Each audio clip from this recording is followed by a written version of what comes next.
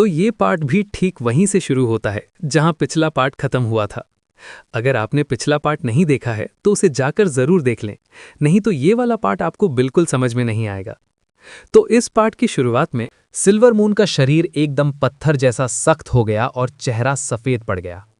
पर तभी silver moon ने लॉन्गमैंग की तरफ एक तिरछी नजर डाली और उसके होंठों पर एक कटीली मुस्कान तैर गई। सिल्वर मून ने मजे लेते हुए और चिढ़ाते हुए बोला, तू मैं हूं और मैं तू हूं। अगर तूने दूसरों को हमारे बारे में बताया तो तेरी भी खैर नहीं होगी। और उस बंदे ने भले ही लिंगलोंग से ब्याह रचाया था, पर वो सबसे ज्यादा लट्टू मुझ पर ही था। क्या तू भूल गई कि किसने मेरी मदद की थी तुझे दबाने में और तुझे इसी शरीर के अंदर हमेशा के लिए सुला देने में? लॉन्गमैंग ने जैसे ही ये सुना, उसके चेहरे की मुस्कान एक एक लफ्ज के साथ गायब होती गई और उसकी जगह आंखों में कत्ल करने वाला गुस्सा भर गया। लॉन्गमैंग ने कसाई जैसी हंसी हंसते हुए अपना हाथ उस फॉर्मेशन पर दे मारा। एक भयानक धमाका हुआ जिससे हवा थर्रा गई। वो सफेद रंग का टेलीपोर्टेशन फॉर्मेशन जिससे सारे कल्टीवेटर्स यहां आए थे, चकनाचूर होकर जमीन में धंस गया और वहां 3 मीटर गहरा गड्ढा हो गया। सिल्वर विंग्ड नाइट फील्ड और लायन हॉक अभी उस फॉर्मेशन की तरफ पहुंच ही रहे थे कि उनके पैरों तले जमीन खिसक गई और वो वहीं के वहीं ठिठक गए। लॉन्गमैंग ने उनकी तरफ एक जहरीली नजर डाली और ठंडी आवाज में बोला, कहां भागने की फिराक में हो? तू दिखने में तो बिल्कुल उस पिल स्कॉलर कॉन्ग स्वान जैसा है, पर तेरे शरीर से लाशों वाली सड़ांध यानी कॉर्प्स ची आ रही है। और तू, तेरा रूप तो बदल गया है, पर तू वही लायन हॉक है जिसे कॉन्ग स्वान ने पाला था। जहां तक मुझे याद है, मेरे सील होने से बहुत पहले ही कॉन्ग स्वान ऊपर सिधार गया था। लगता है उसकी लावारिस लाश में जान आ गई और उसने कल्टीवेशन करके खुद को सिल्वर विंग्ड नाइट फील्ड बना लिया। नाइट फील्ड का चेहरा एक पल के लिए डगमगाया, फिर उसने एक फीकी हंसी हंसते हुए बोला, मुझे उम्मीद नहीं थी कि फेरी लिंगलोंग हमें इतनी आसानी से पहचान लेगी। पुराने दिनों में मैंने तुझे कई बार देखा था। लॉन्गमैंग ने टोकते हुए और झिड़कते हुए बोला, ये मैं करना बंद कर, वो तू नहीं बल्कि तेरा पिछला जन्म था। खैर, मैं इस लायन हॉक को बधाई देती हूं, ये पहले सिर्फ ग्रेड 7 का जानवर था, पर अब खींचतान के ग्रेड 10 तक पहुंच गया है। अगर ये स्पिरिट रेल्म वापस पहुंच गया तो इसकी अच्छी खासी तूती बोलेगी। नाइट फील्ड ने खुद को संभालते हुए और संजीदगी से बोला, बातें जो भी हों, पर मुझे तेरी वो होश उड़ा देने वाली खूबसूरती आज भी याद है। पर तूने ये फॉर्मेशन क्यों तोड़ा? लॉन्गमैंग ने अकड़ दिखाते हुए बोला, यहां आने के बाद इतनी जल्दी कन्नी काटना अच्छी बात नहीं है। शायद मुझे तुम लोगों की ताकत की जरूरत पड़ जाए। नाइट फील्ड का चेहरा उतर गया और माहौल में मायूसी छा गई। हालांकि वो यहां रुकना नहीं चाहता था, पर फॉर्मेशन टूटने के बाद अब बाहर निकलने का कोई और रास्ता भी नहीं बचा था। उसने चुपचाप अपनी नजरें फेर लीं और मुंह सिल लिया। लॉन्गमैंग ने उन दोनों राक्षसों को भाव देना बंद किया और अपनी नजरें ग्रैंड एल्डर श्यू और ये क्लैन के बाकी धुरंधरों पर टिका दी। लॉन्गमैंग ने मुंह बिगाड़कर ताना मारते हुए बोला, बहुत अच्छे, बहुत ही अच्छे। मैंने सोचा नहीं था कि यहां इतने सारे कल्टीवेटर्स जमा होंगे, और सबका लेवल भी तगड़ा है। ये क्लैन का ग्रैंड एल्डर फौरन आगे बढ़ा और हाथ जोड़कर बड़े अदब से बोला, जो भी हो, सीनियर तो पक्का स्पिरिट रेल्म की कोई बहुत बड़ी हस्ती है, और आपने फेरी डाओइस्ट हुआ के शरीर पर कब्जा किया है। हमारे ये क्लैन ने कुनवू माउंटेन की सील सिर्फ उस डिवाइन स्पिरिट ट्रेजर के लिए तोड़ी है। अगर सीनियर हमें वो 8 स्पिरिट रूलर सौंप दें तो हमारा ये क्लैन आपको यहां से आज़ाद कराने में पूरी जान लगा देगा। ग्रैंड इमॉर्टल क्षू ने एक खोखली मुस्कान के साथ बीच में कूदते हुए बोला, क्या बात है, मैं भी यही पेशकश करने वाला था। ये दोनों ही बड़े घाघ थे। जब उन्हें लगा कि वो लॉन्गमैंग से नहीं जीत पाएंगे तो उन्होंने उसे मक्खन लगाकर अपनी तरफ करने की चाल चली। लॉन्गमैंग ने पलकें झपकाईं और बेरुखी से बोला, वो 8 स्पिरिट रूलर? अगर दम है तो जाकर उठा लो, मैं नहीं रोकूंगी। ये सुनते ही उन दोनों के होश उड़ गए और वो एक दूसरे का मुंह ताकने लगे। लॉन्गमैंग ने उनका मजाक उड़ाते हुए बोला, क्या हुआ, फट गई क्या? दोनों चुपचाप खड़े रहे, किसी की हिम्मत नहीं हुई कि आगे बढ़कर हाथ भी लगा दे। किनारे बैठी लेडी मुंह की जान हलक में अटकी हुई थी। जैसे ही लॉन्गमैंग प्रकट हुई थी, उसने बड़ी चालाकी से अपनी झोली यानी स्टोरेज पाउच निकाल लिया था। वो फूंक फूंक कर कदम रख रही थी ताकि उस बला की नजर उस पर न पड़ जाए। तभी दूर खड़े उस बड़े सिर वाले सन की बंदे यानी एक्सेंट्रिक ने चिल्लाते हुए बोला, जब सीनियर को वो खजाना नहीं चाहिए तो जब मैं उसे उठाने गया था तो मुझे क्यों रोका? लॉन्गमैंग ने उस अधमरे बंदे को देखा और लापरवाही से बोला, बाकी सब ले सकते हैं पर तू नहीं। एक्सेंट्रिक ने अपने कटे हुए हाथ को देखते हुए भरे हुए मन से बोला, पर क्यों? लॉन्गमैंग ने तुच्छता से बोला, अबे साफ तो है क्योंकि तू अभी हाल ही में डेविल एंसेस्टर युआन चा के अवतार से मिलकर आया है। एक्सेंट्रिक ने ऊपर से तो मना कर दिया, मैं ऐसी किसी चीज को नहीं जानता, पर अंदर ही अंदर उसका कलेजा मुंह को आ गया। लॉन्ग मैंग ने उसकी पोल खोलते हुए बोला, भले ही तुम लोग थोड़ी देर के लिए साथ थे, पर तेरे शरीर पर उस शैतानी शक्ति यानी डेविलिश ची के निशान छप गए हैं। मैंने एक नज़र में ही ताड़ लिया था। और सच तो ये है कि जब तूने देखा कि मेरी सोल बॉक्स कमज़ोर है तो तेरी नीयत डोल गई थी। अगर मैं फौरन इस शरीर में होश न संभालती तो तू तो मुझ पर सोल एक्सटिंग्विशिंग टैलिस्मैन चलाने की ताक में था। तेरी इतनी हिम्मत। ये क्लैन का ग्रैंड एल्डर ये सुनकर हक्का बक्का रह गया। उसने फौरन उस एक्सेंट्रिक को चुपके से आवाज़ें दी, पर उसने ऐसा नाटक किया जैसे उसे कुछ सुनाई ही नहीं दे रहा। ग्रैंड एल्डर का चेहरा गुस्से से तमतमा उठा। हान ली ने अपनी शंका दूर करने के लिए पूछा, ये डेविल एंसेस्टर युआन चा कौन है? क्या ये कोई एल्डर डेविल है? लॉन्ग मैंग के चेहरे पर हल्की सी हलचल हुई, फिर उसने सिर उठाकर एक डरावनी हंसी हंसना शुरू कर दिया। हान ली के माथे पर बल पड़ गए।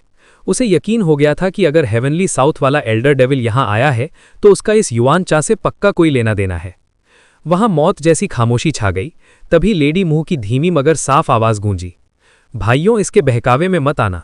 ये औरत कोई ऊपर के लोक की देवी नहीं है, बल्कि ये तो उसी एल्डर डेविल की एक परछाई है। अगर किसी ने भी 8 स्पिरिट रूलर को हाथ लगाया तो वो शैतान आज़ाद हो जाएगा और पूरी दुनिया में कयामत आ जाएगी। लेडी मुंह के हाथ में एक हरे रंग की मोहर यानी जेड सील थी, जिसमें से रोशनी की किरणें निकल रही थीं और ऐसा लग रहा था जैसे कोई असली ड्रैगन उसमें बैठा हो। इसे देखते ही लॉन्ग मैंग का चेहरा नफरत से बिगड़ गया। लॉन्ग मैंग ने दांत पीसते हुए चीख कर बोला, ड्रैगन कॉल क्रेस्ट? उसने गुस्से में पागल होकर अपना हाथ लेडी मुंह की तरफ लहराया। हवा में एक कड़कड़ाहट हुई और ऐसा लगा जैसे आसमान से कोई भारी बोझ लेडी मुंह को कुचलने आ रहा हो। लेडी मुंह के रोंगटे खड़े हो गए और उसने झट से वो मोहर ऊपर कर दी।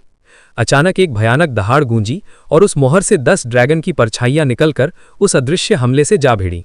एक जोरदार धमाका हुआ और चारों तरफ सफेद रोशनी फैल गई। लेडी मुंह और उसकी जूनियर ने मौके का फायदा उठाया और अपनी सोने चांदी जैसी चमक वाली सन मून शटल में बैठकर रफू चक्कर होने लगी। लॉन्ग मैंग ने गुस्से में अपनी आंखों से एक चांदी जैसी किरण उनकी तरफ छोड़ी, पर तभी एक अजूबा हुआ। उस फॉर्मेशन से एक अजीब से दिखने वाले हिरण यानी 8 कॉर्न डियर की परछाई निकली और उसने उस हमले को गटागट निगल लिया और फिर गायब हो गई। लॉन्ग मैंग ने घबराकर चिल्लाया, दी 8 कॉर्न डियर? उसकी नज़र फौरन 8 स्पिरिट रूलर पर गई। वो हवा में लटक कर थर थर कांप रहा था और उसमें से 7 रंगों की रोशनी निकल रही थी।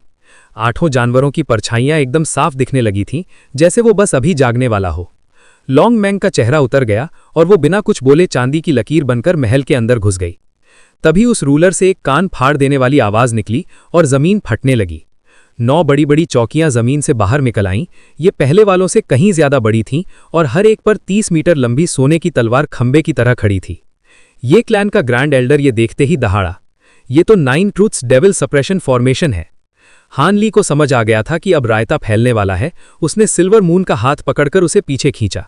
उसे याद आया कि उसने ये नाम पहले कहीं सुना है, पर सोचने का वक्त नहीं था। काली परछाइयां और सांप जैसी काली लपटें जमीन से निकलने लगी। तभी एक 4 हाथों वाला और 2 सिर वाला शैतान हवा में तैरने लगा और पागलों की तरह हंसने लगा। अचानक उन 9 सुनहरी तलवारों से रोशनी का सैलाब निकला और उस शैतान को दबाने लगा। शैतान की हंसी बंद हो गई और वो खौफ के मारे पीछे हटने लगा, पर वो तलवारें बिजली की तरह उसके पीछे पड़ीं और उस पर बरसने लगीं। तभी एक सुंदर और जवान दिखने वाली औरत उस शैतान के सामने ढाल बनकर खड़ी हो गई और उसने सिर्फ एक उंगली से उन भारी भरकम तलवारों को रोक दिया। जैसे कोई भारी लोहा आपस में टकराया हो, वैसी कान फाड़ देने वाली कड़क की आवाज आई। सोने जैसी चमकती बिजली की तलवारें एक काली साड़ी पहनी बला की खूबसूरत औरत की बस एक उंगली के झटके से पीछे हट गईं। सिल्वर मून ने जैसे ही उस औरत का चेहरा देखा, उसका पूरा बदन थरथराने लगा और चेहरा सफेद पड़ गया। हान ली की नज़र सबसे पहले उस 2 सिर और 4 हाथ वाले शैतान पर पड़ी। उसके शरीर के अंदर जो बैम्बू क्लाउड सॉम स्वॉर्ड्स थीं, वो जोर जोर से रोने और तड़पने लगीं, क्योंकि उन्हें अपनी उन 2 तलवारों की महक आ गई थी जो उनसे छीन ली गई थीं। हान ली समझ गया कि ये पक्का डेविल फॉल वैली वाला वो एल्डर डेविल ही है। फिर उसने उस हसीन औरत को देखा जो उस राक्षस के आगे खड़ी थी। उसके शरीर से अंदरूनी शक्ति की एक बूंद भी महसूस नहीं हो रही थी, जिसका साफ मतलब था कि उसकी कल्टीवेशन का लेवल इतना ऊपर है कि हान ली की सोच से भी बाहर था। हान ली का तो खून ही जम गया। वो एक पल में साये की तरह कई बार यहाँ वहाँ लहराया और सिल्वर मून को पकड़कर 9 ट्रुथ्स डेविल सप्रेशन फॉर्मेशन के किनारे ले गया और उसे वहाँ छोड़ दिया। गुईलिंग भी चुपचाप उसके पीछे पीछे आ गई थी और वो अपनी उस स्पिरिट बीस्ट यानी सिल्वर मून को बड़ी अजीब नजरों से घूर रही थी। सिल्वर मून ने हान ली की तरफ बड़े ही उलझे हुए भाव से देखा और धीरे से फुसफुसाते हुए बोली, बहुत बहुत शुक्रिया मालिक। हान ली ने माथे पर बल डालते हुए बड़ी गंभीरता से कहा, होश में रहना, अब समझ आ रहा है कि तेरी पहचान कोई मामूली चीज नहीं है। सिल्वर मून ने बस गर्दन हिलाई और दुखी मन से उस सुंदर औरत को देखने लगी। ग्रैंड इमॉर्टल शू और ये क्लैन के धुरंधर भी भागकर फॉर्मेशन के कोने में दुबक गए थे। वैसे तो वो एक दूसरे को फूटी आंख नहीं सुहाते थे, लेकिन जमीन के अंदर से जो हलचल हो रही थी उसे देख उनकी भी हवा टाइट हो गई थी। सन मून शटल के अंदर से हैरानी भरी आवाज आई, ये क्या तमाशा है, इन सब के शरीर से तो काली शैतानी शक्ति फूट रही है। और तभी लेडी मू उस उड़न खटोले से बाहर निकली। उसके हाथ में ड्रैगन कॉल सील थी, जिससे एक ड्रैगन का साया लिपटा हुआ था। लेकिन वो ड्रैगन अब उस नए आए गुट को देखकर इतना खूंखार हो गया था कि जैसे अभी उन्हें कच्चा चबा जाएगा। लॉन्ग मैंग के सामने वो इतना नहीं भड़का था जितना अब भड़क रहा था। माहौल इतना बिगड़ गया था कि ग्रैंड इमॉर्टल शू ने लेडी मू को तिरछी नजरों से देखा। उसने देख लिया कि यहाँ तो एक से बढ़कर एक खूंखार राक्षस पैदा हो रहे हैं, तो उसने मन ही मन वहां से रफू चक्कर होने का प्लान बना लिया। उसने अपने होंठ हिलाए और चुपके से लिन यिनपिंग को इशारे में भागने को कहा। लिन यिनपिंग ने भी तेवर चढ़ाकर हामी भरी और ग्रैंड इमॉर्टल शू हवा में ऐसे हिलने लगे जैसे भागने का रास्ता ढूंढ रहे हों। ये क्लैन के बड़े बुजुर्गों ने भी जब देखा कि नए शैतान आ गए हैं तो उन्होंने खजाने का मोह त्याग दिया। उनके बड़े ने बाकी दो को आंख मारी और देखते ही देखते वो लोग साए की तरह वहां से खिसक लिए। सिल्वर विंग्ड नाइट फींड तो उस औरत का चेहरा देखकर हक्का बक्का रह गया। अगर उस औरत के बदन से काली धुंध ना निकल रही होती तो वो हूबहू असली फेरी लिंग लॉन्ग जैसी लग रही थी। अब लफड़ा ये था कि सिल्वर मून तो हान ली के पास थी और उसकी दूसरी आत्मा हुआ टियान की के शरीर में थी, तो फिर ये सामने खड़ी औरत कौन है? नाइट फींड की तो अकल चरने चली गई थी। वो बस इधर उधर आंखें मटकाकर जान बचाने का रास्ता ढूंढने लगा। लेडी मू ने जब अपने हाथ में चमकते निशान को देखा तो उसका कलेजा मुंह को आ गया। उसने जोर से जमीन पर पैर पटका और उसका वो उड़न खटोला जमीन के अंदर घुसकर ओझल हो गया। गुईलिंग ने उनकी इस हरकत पर तंज कसते हुए चिढ़कर बोला, निरे बेवकूफ हैं ये लोग। यहाँ की हवा और जमीन दोनों पर पुराने मालिकों ने रिस्ट्रिक्शन लगा रखे हैं। जमीन में घुसकर भागने का कोई फायदा नहीं है। हान ली ने अपनी आंखें सिकोड़कर धीरे से कहा, शायद ऐसा ना हो। वो दोनों थोड़े रहस्यमयी हैं और इस पहाड़ के बारे में बहुत कुछ जानते हैं। मुमकिन है कि उनके पास इन बंदिशों को तोड़ने का कोई जुगाड़ हो। तभी हान ली को 9 ट्रुथ्स डेविल सप्रेशन फॉर्मेशन की याद आई, जिसके बारे में उसने पुरानी किताबों में पढ़ा था। कहते हैं कि ये दुनिया की सबसे तगड़ी शैतान मार फॉर्मेशन है, जिसे पुराने जमाने के इंसानों ने राक्षसों की चटनी बनाने के लिए इस्तेमाल किया था। इतना सोचते ही उसने दोबारा आसमान की तरफ देखा। जैसे ही वो सुंदर औरत वहां आई, फॉर्मेशन की उन 9 बड़ी तलवारों ने हजारों बिजलियां गिराना शुरू कर दिया। पर वो औरत, उसे तो फर्क ही नहीं पड़ रहा था। वो बस चुटकी बजाकर उन्हें ऐसे हटा रही थी जैसे मक्खियां मार रही हो। पर गौर से देखने पर हान ली को समझ आया कि वो औरत भी उस फॉर्मेशन से थोड़ा डर रही है, तभी तो वो उसके किनारे पर खड़ी थी। उसकी नजरों में बाकी सब तो कीड़े मकोड़े थे। उसका पूरा ध्यान तो बस उस महल के पास तैर रहे 8 स्पिरिट रूलर नाम के खजाने पर था। सिल्वर मून से अब रहा नहीं गया। उसने डरी हुई आवाज में पूछा, मालिक, क्या ये औरत वाकई उस महाराक्षस एंसेस्टर युआन चा का ही एक हिस्सा है? सिल्वर मून को अब अपनी याददाश्त वापस मिल रही थी। उसने जल्दी से बताया, बिल्कुल वही है। ये उस महाराक्षस की रूह का एक टुकड़ा है जिसने ये रूप लिया है। जब राक्षसों ने हमला किया था तब ये उनके 3 बड़े सेनापतियों में से एक थी और इसने हजारों इंसानों की बलि चढ़ाई थी। हानली ने चौंक कर पूछा, उसकी रूह का टुकड़ा? मैंने सुना था कि उस वक्त तेरी रूह तेरे शरीर से निकाल दी गई थी, तो क्या ये तेरा ही शरीर इस्तेमाल कर रही है? सिल्वर मून ने दांत पीसते हुए कड़वाहट के साथ बोला, मुझे ये तो याद नहीं कि उसने मेरे शरीर पर कब्जा कैसे किया या मैं इस हथियार की आत्मा कैसे बनी, पर इसमें कोई शक नहीं कि वो बदन मेरा ही है। हानली ने उस काली साड़ी वाली औरत को देखा और पूछा, क्या तू उसे वापस छीन सकती है? आखिर असली मालकिन तो तू ही है। सिल्वर मून ने ठंडी आह भरते हुए लाचारी से बोला, मालिक, भूलिए मत कि मैंने अपनी ही आत्मा को खाने वाली टेक्निक इस्तेमाल की है। इतने साल इस नकली शरीर में रहने के बाद मुझ में इतनी जान नहीं बची कि अपना असली बदन छीन सकूं। ये काम इस दुनिया में नहीं हो सकता। इसके लिए स्पिरिट रेल्म जाना होगा। मेरी तो अंदरूनी शक्ति और समझ, स्पिरिचुअल सेंस भी एकदम जीरो हो गई है। मैं उस दानव से कैसे लड़ूंगी? बस एक ही रास्ता है। वो कहते कहते रुक गई। हानली ने पीछे पड़ते हुए पूछा, कौन सा रास्ता? सिल्वर मून ने दुखी होकर बोला, यही कि मैं उस दूसरी रूह लॉन्ग मैंग के साथ हाथ मिला लूं। पर आप तो जानते ही हैं कि मैं ऐसा कभी नहीं करूंगी। वो शैतान को निकालने के बाद मुझे भी हमेशा के लिए कैद कर देगी और अकेले राज करेगी। ये सुनकर हानली चुप हो गया। तभी उस 4 हाथ वाले राक्षस ने उस बड़े सिर वाले बुजुर्ग यानी ये क्लैन के बंदे को जोर से ललकारा। भाई ये अब काहे सोच रहे हो? अगर तुम उस भेड़िए की रूह को नहीं मार सकते तो कम से कम उस 8 स्पिरिट रूलर को तो पकड़ के रखो। हमारी मालकिन तुम्हारे शरीर में अपनी शक्ति भर देंगी, जिससे वो दिव्य खजाना तुम्हें नुकसान नहीं पहुंचा पाएगा। ये सुनते ही सबकी सिट्टी पिट्टी गुम हो गई और सब उस महल के ऊपर तैरते खजाने को देखने लगे। उस बड़े सिर वाले बंदे ने पहले तो हिचकिचाहट दिखाई, पर फिर लालच में आकर अपने दांत भींचे और पीली रोशनी बनकर उस खजाने की तरफ लपका। वो एक पल में खजाने के पास पहुंच गया और खजाने ने भी कोई हमला नहीं किया। उसे लगा कि उसकी लॉटरी लग गई है, और जैसे ही उसने हाथ बढ़ाया, महल के अंदर से एक ठंडी और डरावनी आवाज गूंजी, तेरी हिम्मत तो देख। जैसे ही उस बंदे ने ये सुना, उसके होश उड़ गए और वो तुरंत पीछे की तरफ कूदा। अगले ही पल जहां वो खड़ा था वहां की हवा फट गई और महल का ऊपरी हिस्सा ताश के पत्तों की तरह बिखर गया। लॉन्ग मैंग की आवाज फिर आई, ओ पुराने पापी, इन बच्चों के सहारे चाले मत चलाओ। जब तक मैं यहां हूं इस खजाने को मेरी मर्जी के बिना कोई हाथ नहीं लगा सकता। मुझे लगा नहीं था कि तू ब्लैक विंड फ्लैग्स की कैद से छूट जाएगा, पर अब वही हथियार तेरे खिलाफ इस्तेमाल होगा। वो काली साड़ी वाली औरत मुस्कुराई और बोली, अच्छा, पर मेरे पास अब और खेल खेलने का वक्त नहीं है। तुझे क्या लगता है कि हवा की ये मामूली दीवार मुझे रोक पाएगी? इतना कहते ही वो औरत बिजली की फुर्ती से 30 मीटर दूर जा पहुंची। सोने की तलवारों ने उसे घेरा, पर उसने बस अपना हाथ हवा में लहराया। आसमान में तैर रही काली धुंध सिमटने लगी और गायब होकर उसके हाथ में एक काले रंग का झंडा बन गया। झंडा हवा में एक चक्कर काटकर सीधा उस औरत के हाथ में आ गया। लॉन्ग मैंग पागलों की तरह चिल्लाई, ब्लैक विंड फ्लैग? नामुमकिन! तूने तो इसे चलाने की विद्या, ट्रेजर इम्प्रिंटिंग आर्ट्स भी नहीं सीखी, फिर ये तेरे इशारों पर कैसे नाच रहा है? वो जहरीली मुस्कान के साथ बोली, भूल मत कि मैं एक महाराक्षस का रूप हूं। भले ही ये डिवाइन स्पिरिट ट्रेजर हो, पर अगर मैं इसमें अपनी शैतानी ताकत भर दूं तो मैं इसे अपनी उंगलियों पर नचा सकती हूं। और उसने झंडा जोर से लहरा दिया। एक जोरदार धमाका हुआ और ऐसा लगा जैसे पूरी कायनात कांप उठी हो। हानली और बाकी सबको ऐसा महसूस हुआ जैसे उनके आसपास की हवा पत्थर की तरह सख्त हो गई हो और वो वहीं के वहीं जम गए हों।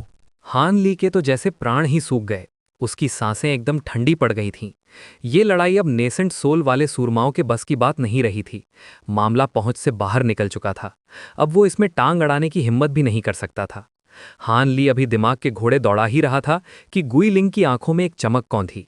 वो थोड़ी देर हिचकिचाई, पर फिर अचानक पीले रंग की बिजली जैसी लकीर बनकर जमीन के अंदर घुस गई और रफू चक्कर हो गई। इसके बाद हानली हवा में इधर उधर डोलने लगा, पर तभी उसकी नज़र एक जगह टिक गई। उन दोनों शैतानों के पीछे एक काला कलोटा टेलीपोर्टेशन फॉर्मेशन सलामत खड़ा था, जिसे झंडों ने चारों तरफ से घेर रखा था। हानली ने मन ही मन सोचते हुए बुदबुदाया, अरे ये तो वही है। उसे झट से पिछले कमरे वाले फॉर्मेशन की याद आ गई। जैसे ही उसकी नज़र उस पर पड़ी, सामने से ग्रैंड इमॉर्टल शू की नज़रें भी उससे टकरा गईं। दोनों ने अपनी आंखें फेर लीं, क्योंकि दोनों के दिमाग में एक ही खिचड़ी पक रही थी। उधर वो काले लिबास वाली औरत, जिसके हाथ में ब्लैक विंड फ्लैग था, खाली नहीं बैठी थी। उसने झंडे को हिलाकर फॉर्मेशन के बीचों बीच बने महल की तरफ इशारा किया। उसके पीछे वो 4 हाथों वाला एल्डर डेविल दुबक कर खड़ा था और उसने अपने 4 मामूली हथियार बाहर निकाल लिए।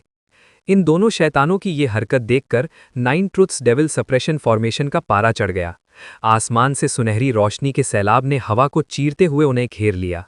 उस औरत ने मुंह बनाकर एक तिरछी हंसी फेंकी और झंडे को दोनों हाथों से जकड़ लिया। जैसे ही झंडे से काली रोशनी फूटी, एक स्याह सा घेरा बना जिसने दोनों शैतानों को ढक लिया। जब वो खूंखार सुनहरी रोशनी उस काली ढाल से टकराई तो लगा जैसे वो उसे निगल गई हो। बिना रत्ती भर नुकसान पहुंचाए रोशनी गायब हो गई। उस ढाल के अंदर ही अंदर वो औरत कदम बढ़ाते हुए 9 ट्रुथ्स फॉर्मेशन के दायरे में घुस गई। अचानक 9 बड़ी बड़ी तलवारें थरथराने लगी और हवा में अजीब से तालीमी जादुई अक्षरों की गूंज सुनाई दी। देखते ही देखते वो तलवारें सुई जैसी छोटी होकर सिर्फ 1 फुट की रह गईं। फिर वो तलवारें ऐसे चमकी जैसे आसमान में 9 सूरज एक साथ निकल आए हों। उस औरत के चेहरे से मुस्कान गायब हो गई और उसने गंभीर होते हुए सोचा कि अब मामला टेढ़ा है। उसने अपनी काली ढाल को पहले से कई गुना ज्यादा मोटा और चिकना बना लिया। पलक झपकते ही वो 9 सुनहरी तलवारें लट्टू की तरह घूमती हुई नीचे झपटी। एक तेज चमक के साथ 9 बारीक तलवार की धारें हवा को चीरते हुए ओझल हो गईं। तभी उन शैतानों की काली ढाल के पास सुनहरे गोल घेरे फूटने लगे। चकाचौंध करने वाली रोशनी ने उस काली ढाल को हर तरफ से दबोच लिया। लेकिन सबसे डरावनी बात यह थी कि ये सब बिल्कुल खामोशी से हो रहा था, जैसे मौत दबे पांव आ रही हो। हान ली ने इस अफरा तफरी का फायदा उठाकर दूसरों को ताका। जब देखा कि सबका ध्यान लड़ाई पर है तो उसके चेहरे पर एक टेढ़ी मुस्कान आई और उसने चुपके से एक थैली अपनी आस्तीन में सरका दी। उसने अपने हाथ पीछे बांध लिए और उसकी आस्तीन से सुनहरी गर्द जमीन पर गिरने लगी।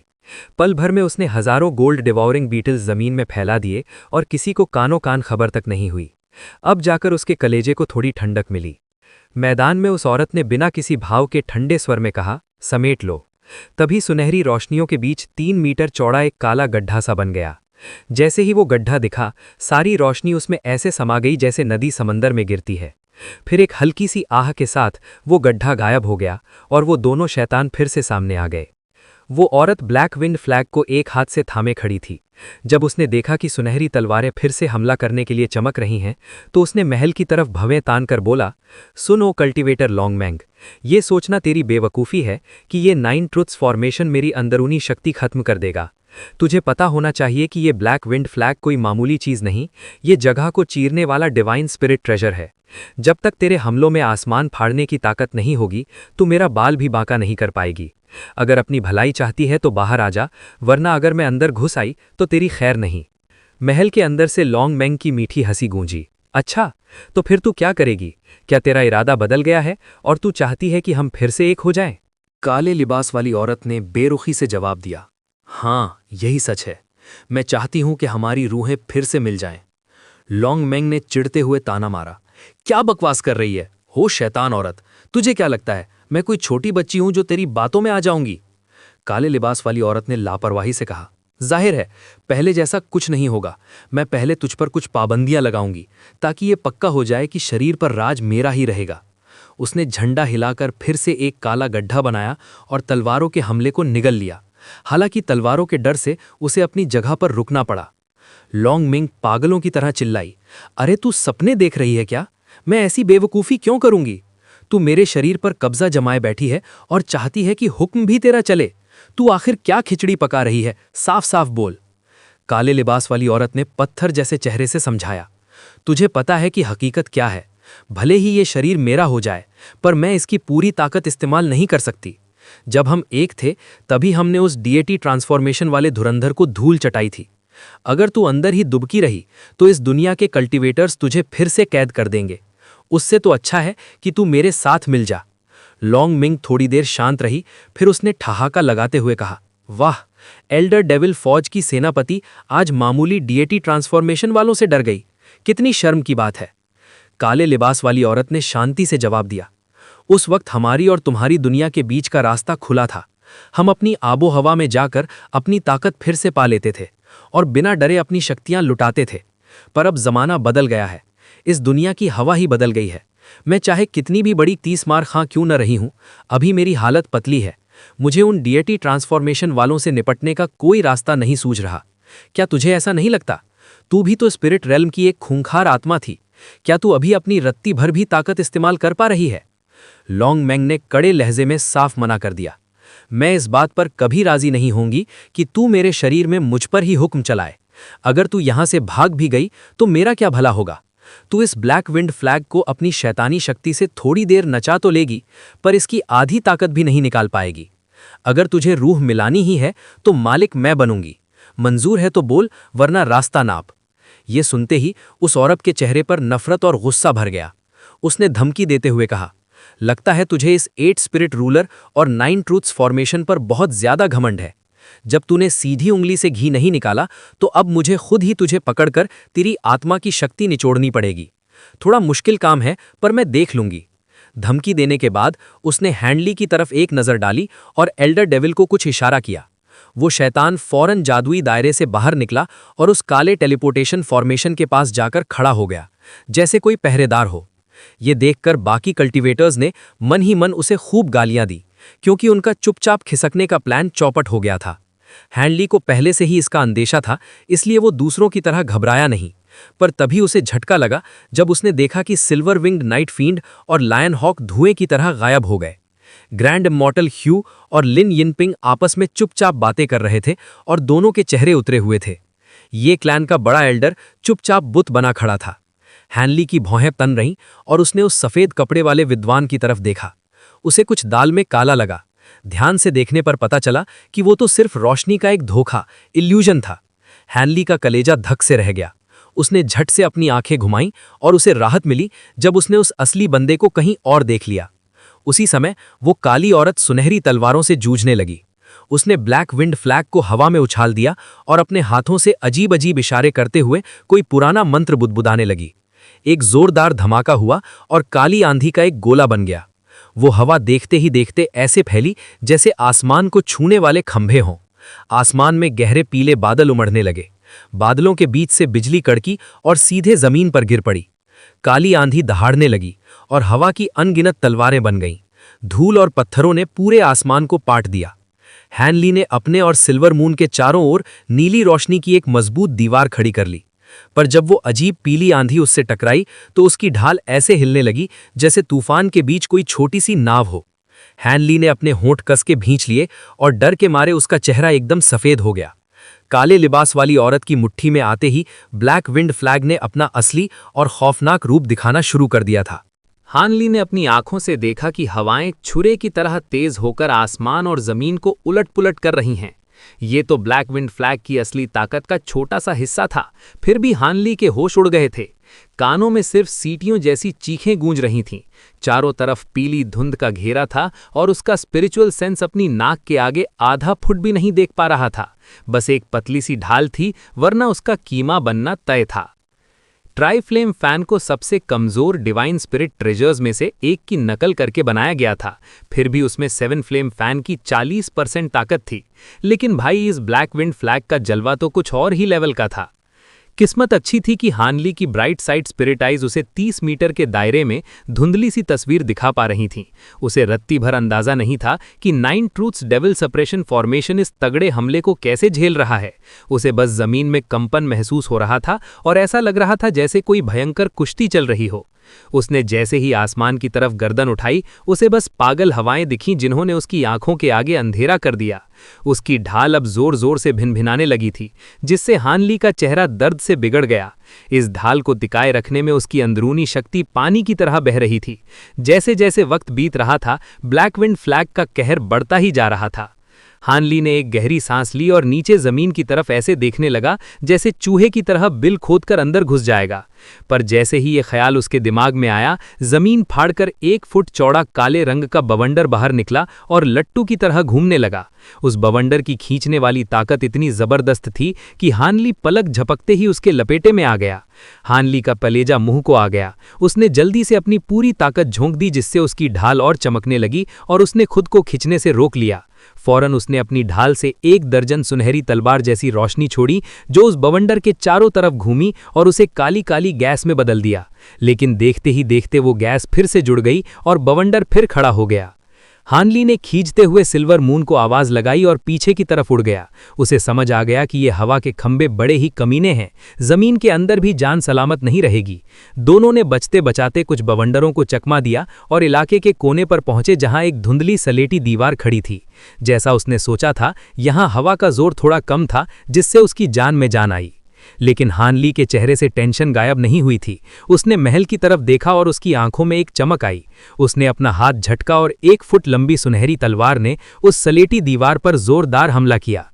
दीवार पर बिजली कड़कने जैसी आवाज हुई और 1 मीटर गहरा कट पड़ गया, लेकिन सफेद रोशनी चमकते ही वो घाव ऐसे भर गया जैसे वहां कुछ हुआ ही ना हो। दीवार दिखने में तो बहुत कच्ची थी, जिसे उसकी तलवार ने गाजर मूली की तरह काट दिया था, लेकिन ये पता नहीं था कि ये दीवार कितनी मोटी है और क्या इसके भरने की कोई सीमा भी है। अगर उसने एक झटके में इसे पार नहीं किया तो उसका निकलना नामुमकिन था। यही सोचकर हान ली ने अपना हाथ अपनी स्टोरेज पाउच पर मारा।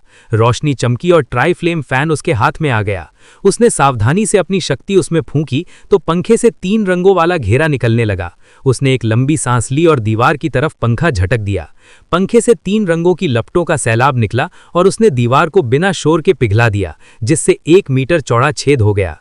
पर हान ली ये देखकर खुश नहीं हुआ। हमला तो 30 मीटर गहरा गया था, लेकिन लपटें बुझते ही दीवार फिर से मियान की तरह बराबर हो गई।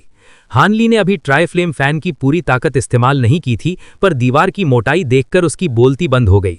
उसे शक था कि अगर वो और जोरदार हमला भी करेगा तो भी ये दीवार टूटने वाली नहीं है। ऊपर से अगर वो पंखे की पूरी ताकत झोंकता तो वहां मौजूद उन पुराने दिग्गजों का ध्यान उसकी तरफ खिंच जाता और फिर भी दीवार न टूटती तो उसकी हवा टाइट हो जाती। इन सब बातों को सोचकर हान ली ने पंखे पर अपनी पकड़ ढीली की और सोच में पड़ गया। लॉन्ग मैंग को देखकर सिल्वर मून के होश उड़े हुए थे, पर अब उसने खुद को संभाला और दबे स्वर में कहा, यह जगह उतनी सीधी नहीं है जितनी दिखती है। मास्टर, आपके लिए इतना बड़ा खतरा मोल लेना ठीक नहीं होगा। हान ली मुस्कुराया और उससे कुछ पूछने ही वाला था कि अचानक उसके माथे पर बल पड़ गए। वो झटके से पीछे मुड़ा और उन पागल हवाओं की तरफ देखते हुए रूखेपन से बोला, चोरों की तरह छिपकर क्या कर रहे हो? अगर मैंने हमला कर दिया तो मुझे दोष मत देना। इतना कहते ही उसने ट्राई फ्लेम फैन को कस के पकड़ लिया और उसकी सतह पर रोशनी दौड़ने लगी। एक आदमी की आवाज गूंजी, कल्टीवेटर हान, जरा ठहरो। मुझे तुम्हारे इस पंखे की ताकत पता है और मैं बिना बात के इसका स्वाद नहीं चखना चाहता। पीली हवाओं को चीरते हुए 2 सफेद परछाइयां सामने आईं। वो थे ग्रैंड इमॉर्टल क्षु और एंडलेस स्काई सेंटिस लिनियन पिंग। हान ली ने अपनी भौहें चढ़ाईं और हैरानी छिपाने की कोशिश नहीं की।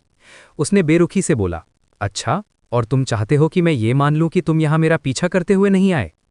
इतना कहकर उसने महल की तरफ एक नज़र डाली। वहां काले बवंदरों और तूफान ने डेरा डाल रखा था और हवाओं के शोर के बीच बिजली कड़कने की आवाजें आ रही थीं। सुनहरी चमक भी बीच बीच में उन पीली हवाओं को फाड़ रही थी। ऐसा लग रहा था कि 9 ट्रूथ्स डेविल सप्रेशन फॉर्मेशन वाकई धुरंधर चीज है, जो ब्लैक विंड फ्लैग के हमले के बाद भी खड़ा था। ये भी नहीं पता था कि 8 स्पिरिट रूलर उस लड़ाई में कूदा है या नहीं। जब उसने देखा कि वो काली ड्रेस वाली औरत उनकी तरफ नहीं देख रही, तब जाकर उसे थोड़ा चैन मिला। लिनियन पिंग ने पहले ही भांप लिया था कि हान ली गुस्से में है, इसलिए उसने एक आवाज रोकने वाला बैरियर बनाया और शांति से बोली, ऐसे उखड़ने की जरूरत नहीं है। हम यहाँ पंगा लेने नहीं आए, बल्कि जान बचाने का रास्ता ढूंढने आए हैं। हान ली ने चेहरे पर कोई भाव न लाते हुए पूछा, क्या प्लान है तुम्हारा? लिनियन पिंग ने बात काटते हुए सीधे मुद्दे की बात की। वो बात क्यों पूछ रहे हो जो तुम्हें पहले ही पता है? वो झंडा ऐसी बला है जिससे हम सब मिलकर भी नहीं लड़ सकते। क्या ये अच्छा नहीं होगा कि जब तक वो लोग आपस में भिड़े हैं हम यहां से 9-2-11 हो लें? हान ली ने अपनी आंखें सिकोड़ते हुए कहा, तो तुम्हारा मतलब है कि तुम्हें अब वो डिवाइन स्पिरिट ट्रेजर नहीं चाहिए? ग्रैंड इमॉर्टल क्षु ने मजबूती से बोला, मजाक मत करो। अगर जान ही नहीं बचेगी तो खजाने का अचार डालेंगे क्या? वो एल्डर डेविल सेक्रेड एंसेस्टर सालों से कैद था और उसकी हालत खस्ता होगी। हमारी नेसेंट सोल्स उसकी ताकत लौटाने के लिए सबसे बढ़िया दावत होगी। वो एक झटके में हमें चटकर जाएगा। हान ली को अंदाजा तो था कि वो क्या कहेंगे, फिर भी उसने पूछा, तो फिर क्या इरादा है?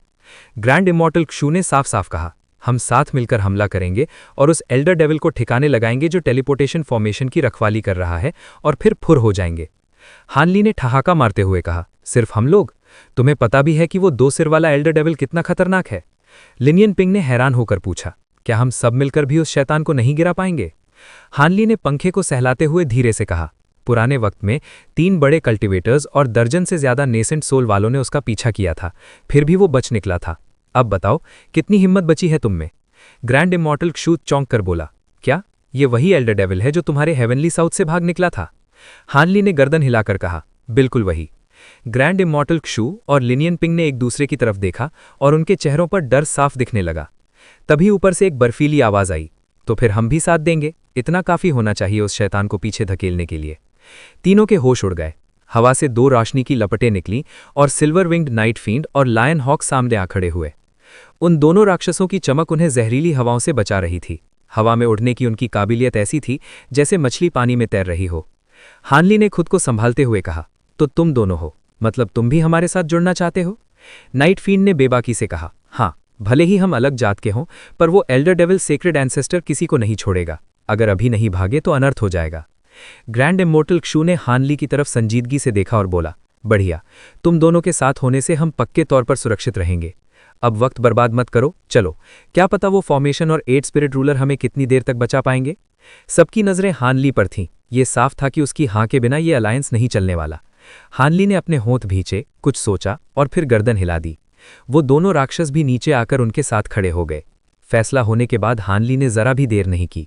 जैसे ही गुइलिंग मैदान में आई, इंसानों और राक्षसों को एक साथ कुंडली मार के बैठा देख उसके माथे पर एक शिकन तक नहीं आई। उसने बस एक सरसरी निगाह हानली पर डाली और होठ हिलाकर चुपके से उसे एक वॉइस ट्रांसमिशन भेज दिया। हानली का चेहरा, जो अभी तक पत्थर जैसा शांत था, उस पर हैरानी की एक हल्की सी लकीर खिंच गई। लिन यिनपिंग ने उसके चेहरे के बदलते रंग देख लिए और अपनी पैनी नजरों से घूरते हुए पूछा, क्यों, क्या कल्टीवेटर गुई को कुछ हाथ लगा है? हानली ने तुरंत खुद को संभाला और बड़े ही ठंडे दिमाग से बोला, कुछ खास नहीं, बस इमॉर्टल फॉर्म सेक्ट के वो दोनों धुरंधर भी मेरी ही तरह नीचे से निकलने का रास्ता ढूंढ रहे थे। लिन यिनपिंग ने एक रहस्यमय मुस्कान बिखेरी और बोली, अच्छा, क्या वाकई ऐसी बात है? साफ दिख रहा था कि उसे हानली की बात पर रत्ती भर भी भरोसा नहीं है, पर हानली को इस बात से कोई फर्क नहीं पड़ा। बाकी लोग भी शक तो कर रहे थे, पर अभी इस कच्चे पक्के अलायंस को बचाए रखना सबकी मजबूरी थी, इसलिए किसी ने बाल की खाल नहीं निकाली। फिर शुरू हुआ आगे का दांव-पेंच। सब के सब लड़ाई भिड़ाई के मंझे हुए खिलाड़ी थे, इसलिए बातें कम और काम ज्यादा हुआ। देखते ही देखते उन सबके शरीर से रोशनी फूटी और वो सब नजरों से ओझल हो गए। हानली ने गुइलिंग को इशारा किया और वो फिर से जमीन फाड़कर अंदर समा गई। उसने सिल्वर मून को हुक्म दिया और वो एक नन्ही लोमड़ी बनकर फुर्ती से उसकी आस्तीन में जा दुबकी। हानली ने उस काली टेलीपोर्टेशन फॉर्मेशन को देखा और अपनी ठुड्डी सहलाते हुए स्टोरेज पाउच पर हाथ मारा। चांदी जैसी चमक के साथ उसके सामने एक पुतला खड़ा हो गया, बिल्कुल इंसान जैसा दिखने वाला पपेट। उसने हवा में हाथ हिलाया और उस पपेट पर चांदी जैसी रोशनी लपेट दी, जो बाद में मटमैली होकर धुंधली पड़ गई। इसके बाद उस पुतले की आंखें बैंगनी रंग में चमकीं और वो पलक झपकते ही गायब हो गया। हानली का कलेजा धक धक कर रहा था, क्योंकि ये आखिरी लड़ाई थी और जान दांव पर लगी थी। वो अपनी ताकत बचाने का रिस्क नहीं ले सकता था। उस पपेट के पास होने से उसे थोड़ी तसल्ली हुई। उसकी छिपने की टेक्निक इतनी जबरदस्त थी कि उस एल्डर डेविल को कानों कान खबर नहीं होने वाली थी। पर वो काली चादर वाली औरत, उसके बारे में हानली अभी भी सोच में था कि वो क्या बला है। एक हाथ में ट्राइफ्लेम फैन को मजबूती से पकड़ा और दूसरे से मंत्र पढ़ते हुए पीठ से थंडरस्टॉर्म विंग्स निकाल लिए। एक जोरदार कड़ाके के साथ वो चांदी की बिजली बनकर वहां से रफू चक्कर हो गया। घेरे के दूसरी तरफ हवा में तैरती उस फॉर्मेशन के ऊपर 2 सिरों वाला एल्डर डेविल मजे से हाथ पीछे बांधे खड़ा था। उसका घेरा सलेटी रोशनी से ढका हुआ था। उसके एक सिर तो महल की तरफ टकटकी लगाए था और दूसरा सिर चारों तरफ चौकसी कर रहा था। उसके 4 हाथों में बैंगनी कड़े, एक नीला भाला और एक सुर्ख लाल ईंट जैसी चीज थी। ब्लैक विंड फैग की कातिल हवाएं तांडव कर रही थीं, पर उस राक्षस पर उनका कोई असर नहीं हो रहा था। अचानक महल की तरफ देख रहे सिर के चेहरे पर अजीब से भाव आए। तभी बीचों बीच से एक सुनहरी रोशनी चमकी और उसने कोहरे को चीरते हुए रास्ता बनाया। हवाओं का शोर जैसे एकदम थम गया। बिल्कुल मौत जैसी खामोशी छा गई। एल्डर डेविल की भौहें तन गईं। उसे लगा कि उसे मदद के लिए जाना चाहिए, पर उसका मन डगमगा रहा था। लेकिन अगले ही पल उसकी जान में जान आई। वो सुनहरी रोशनी एक 30 मीटर ऊंचे काले बवंडर में घिर गई थी। वो बवंडर किसी काले ड्रैगन की तरह हवा में बल खा रहा था और आसपास की जगह को ऐसे मरोड़ रहा था जैसे दुनिया ही खत्म होने वाली हो। अभी एल्डर डेविल ने राहत की सांस ही ली थी कि उसके दूसरे सिर की आंखें फटी की फटी रह गईं। उसने बिजली की फुर्ती से अपना हाथ आगे बढ़ाया। हवा को चीरती हुई एक लाल लकीर निकली और 10 मीटर चौड़ी जलती हुई ईंट बनकर नीचे गिरी। इससे पहले कि वो हमला करती, उस ईंट से आग की लपटें उठीं और कई खूंखार आग के सांप फुफकारते हुए लपके। हवा में एक ठंडी आवाज गूंजी, बड़ा चौकन्ना निकला तू तो। और उस काली आंधी के बीच से 2 साए नमूदार हुए। उनमें से एक ने हवा में हाथ उठाया और एक नीली रोशनी छोड़ी, जो 3 मीटर ऊंचे जेट के छाते में बदल गई। धमाकों से आसमान दहल उठा। छाते के ऊपर जमी बर्फ जैसी धुंध ने उस आग की ईंट को रोक लिया। नीली रोशनी और लाल आग के बीच ऐसी भिड़ंत हुई कि रोंगटे खड़े हो जाएं। वो आग के सांप बहुत उछल रहे थे, पर बर्फीले छाते के आगे उनकी हवा टाइट हो गई। ये दोनों कोई और नहीं, ग्रैंड इमॉर्टल सू और लिन यिनपिंग थे। वो दोनों हवा में जम गए और बड़ी हिकारत है उस राक्षस को देखने लगे। राक्षस के दोनों सिरों ने घूमकर उन्हें ताका। एक सिर अपनी भारी आवाज में दहाड़ते हुए बोला, पहचान लिया मैंने तुम्हें। तुम सोरिंग स्काई प्लेन्स के कल्टीवेटर्स हो ना? अफसोस, तुम अपनी मिट्टी में दफन नहीं हो पाओगे। ग्रैंड इमॉर्टल सू ने बिना एक शब्द बोले अपने स्टोरेज पाउच को थपथपाया। एक मोर की तेज आवाज गूंजी और चारों तरफ सतरंगी रोशनी फैल गई। उनके सामने एक जादुई मोर खड़ा था जिसने आते ही अपने पंख फैला दिए। नज़ारा इतना शानदार था कि क्या कहने। उस मोर के शरीर से निकलती सतरंगी किरणों ने उस काली आंधी को भी पीछे ढकेल दिया। एल्डर डेविल चिल्लाया, कीन स्पिरिट पीकॉक, तो तेरे पास पुराने जमाने का पंछी है, पर यह अभी बच्चा है। अगर यह बूढ़ा होता तो शायद मैं डर जाता। ग्रैंड इमॉर्टल सू ने एक लंबी सीटी बजाई और गरजते हुए बोला, है क्या? तो फिर इसकी सतरंगी रोशनी का स्वाद चख। मोर ने अपनी गर्दन उठाई और पंख फड़फड़ाए जिससे चकाचौंध करने वाली रोशनी निकली। एल्डर डेविल ने जोर से ठहाका लगाया। उसने बैंगनी कड़ों वाले दोनों हाथों को आपस में टकराया जिससे ऐसी गूंज निकली कि सामने वाले का स्पिरिचुअल सेंस ही सुन्न पड़ जाए।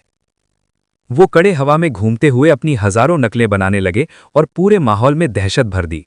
राक्षस ने हाथ से एक मुद्रा बनाई और अपने शरीर को काले धुएं यानी डेविलिश की से ढक लिया, जैसे किसी बड़े हमले की तैयारी में हो। जवाब में ग्रैंड इमॉर्टल सू और लिन यिनपिंग ने भी अपने अपने हथियार निकाल लिए।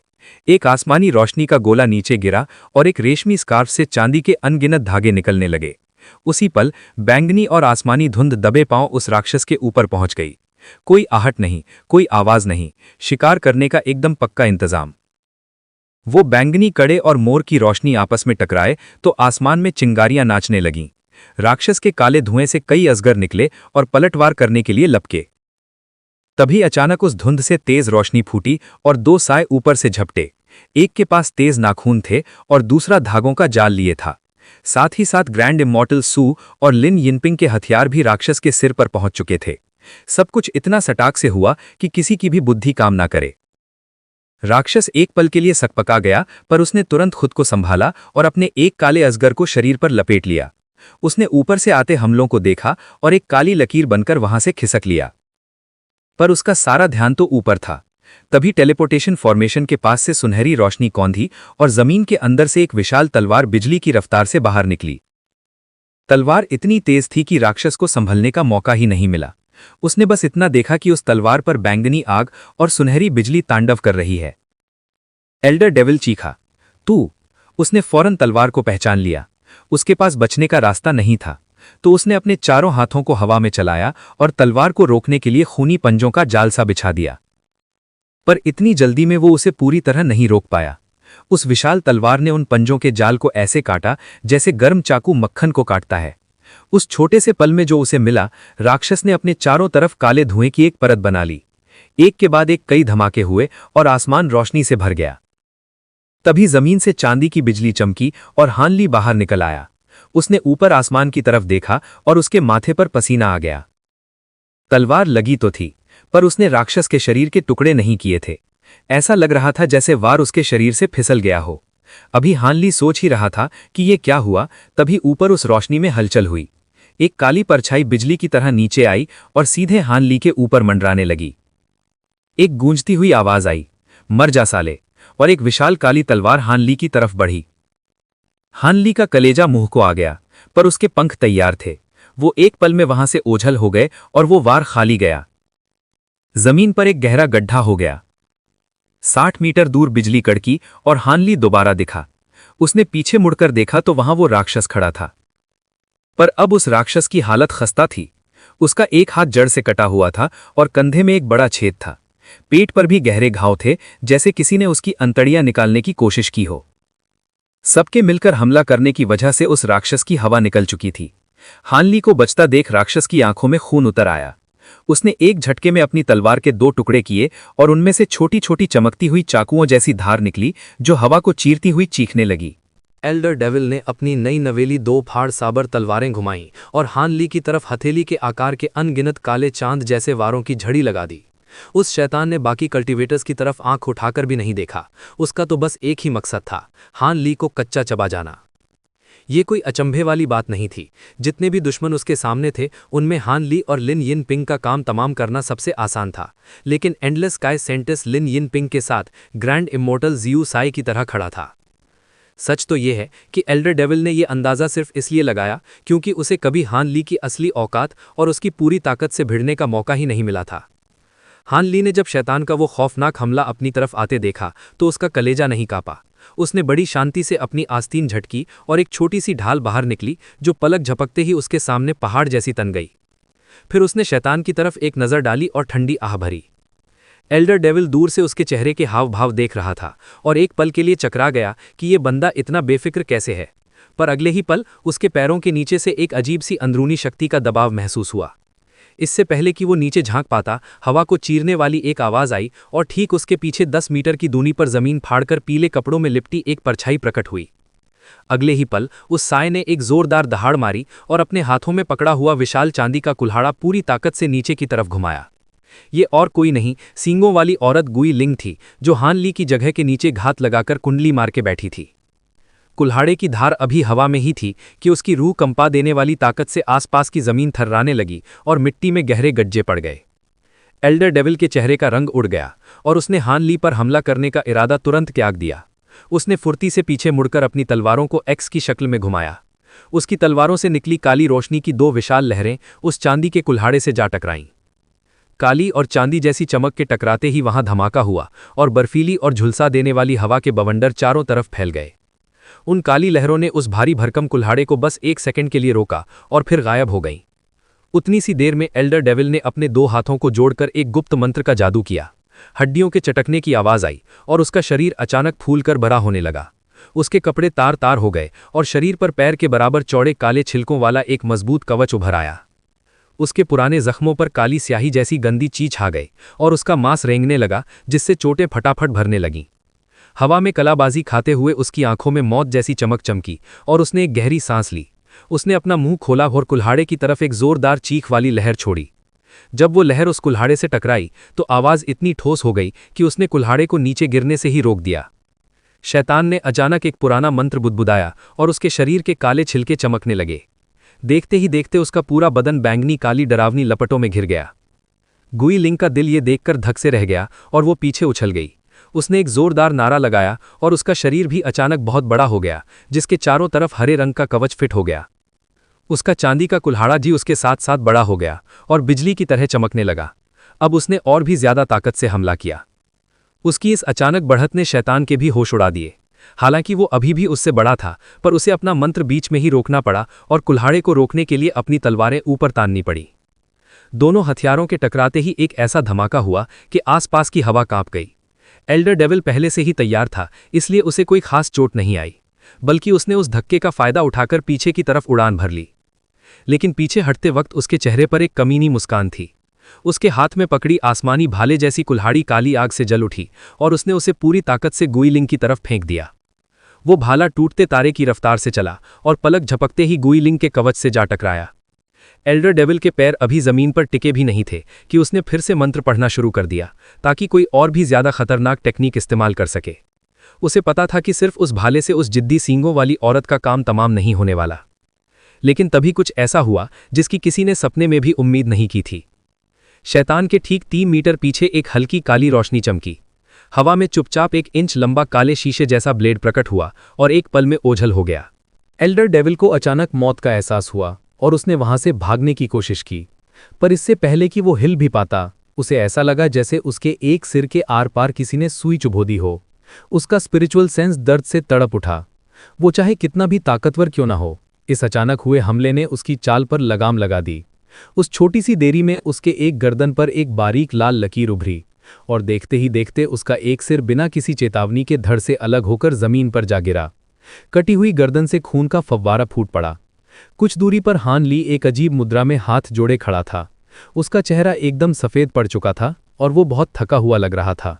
एल्डर डेविल के स्पिरिचुअल सेंस में जो दर्द हुआ था, वो हान ली की ग्रेट डेवलपमेंट टेक्निक के सोल फ्राइट थॉर्न का कमाल था। हालांकि ये उसका एक छोटा रूप था। हान ली ने चूंकि इस टेक्निक की आखिरी परतें अभी तक नहीं सीखी थीं, इसलिए ये असली वाली जितनी ताकतवर तो नहीं थी, पर धोखे से वार करने के लिए काफ़ी थी। उसने इसे स्पिरिट स्टन थॉर्न का नाम दिया था। भले ही ये कमज़ोर थी, पर एक बार इस्तेमाल करते ही हान ली का सिर चकरा गया और उसे तारे दिखने लगे। एल्डर डेविल का जो एक सिर बच गया था, उस पर यकीन करना मुश्किल था। वो दर्द और गुस्से के मारे पागलों की तरह चिल्लाने लगा। उसके शरीर से काली गंदी हवा उबलने लगी। वो काली हवा चारों तरफ फैल गई और वो शैतान सबकी नज़रों से गायब हो गया। तभी 16 मीटर दूर एक करिश्मा हुआ। वहां अचानक काली ची का एक बादल दिखा और उसमें से वो अधमरा एल्डर डेविल लुढ़कते हुए बाहर निकला। भले ही एक सिर कटने से वो मरा नहीं था, पर उसकी हालत खस्ता हो चुकी थी। गुई लिंग का कुल्हाड़ा चलाना, शैतान का सिर कटना और उसका वहां से भागना, ये सब पलक झपकते ही हो गया। ये नज़ारा देखकर बाकी सबकी घिघी बंध गई और वो हक्के बक्के रह गए। सब कुछ उनके प्लान के उलट हो रहा था। उन्होंने तो बस ये सोचा था कि शैतान का ध्यान भटकाएंगे और मौका पाकर फॉर्मेशन के जरिए रफू चक्कर हो जाएंगे। उसके मरने की बात तो किसी के ख्वाब में भी नहीं आई थी, पर अब जब उसे मारना मुमकिन लग रहा था तो क्या वो अपना इरादा बदलेंगे? सच तो यह है कि हान ली के दिमाग में शुरू से ही उस शैतान की बलि चढ़ाने का प्लान था। रही बात उस जादुई ब्लेड की जिसने शैतान की गर्दन काटी थी, तो ऊपर खड़े कल्टीवेटर्स को उसके आने की भनक तक नहीं लगी। जब उन्होंने सोचा कि अगर उनके साथ ऐसा होता तो क्या होता, तो उनका कलेजा मुंह को आ गया। खैर जो भी हो, एल्डर डेविल की तो किस्मत ही फूटी थी। इतने सारे धुरंधर एक साथ उस पर टूट पड़े थे कि उसे संभलने का मौका ही नहीं मिल रहा था। वो अपनी बड़ी शक्तियां इस्तेमाल ही नहीं कर पाया और बुरी तरह जख्मी हो गया। अगर उसे अपनी गुप्त शक्तियां दिखाने का जरा भी समय मिल जाता तो उसे इतनी जल्दी धूल चटाना नामुमकिन था। एल्डर डेविल ने हान ली की तरफ नफरत भरी एक निगाह डाली और काली ची में लिपटकर उस काली साड़ी वाली औरत की तरफ भागने लगा।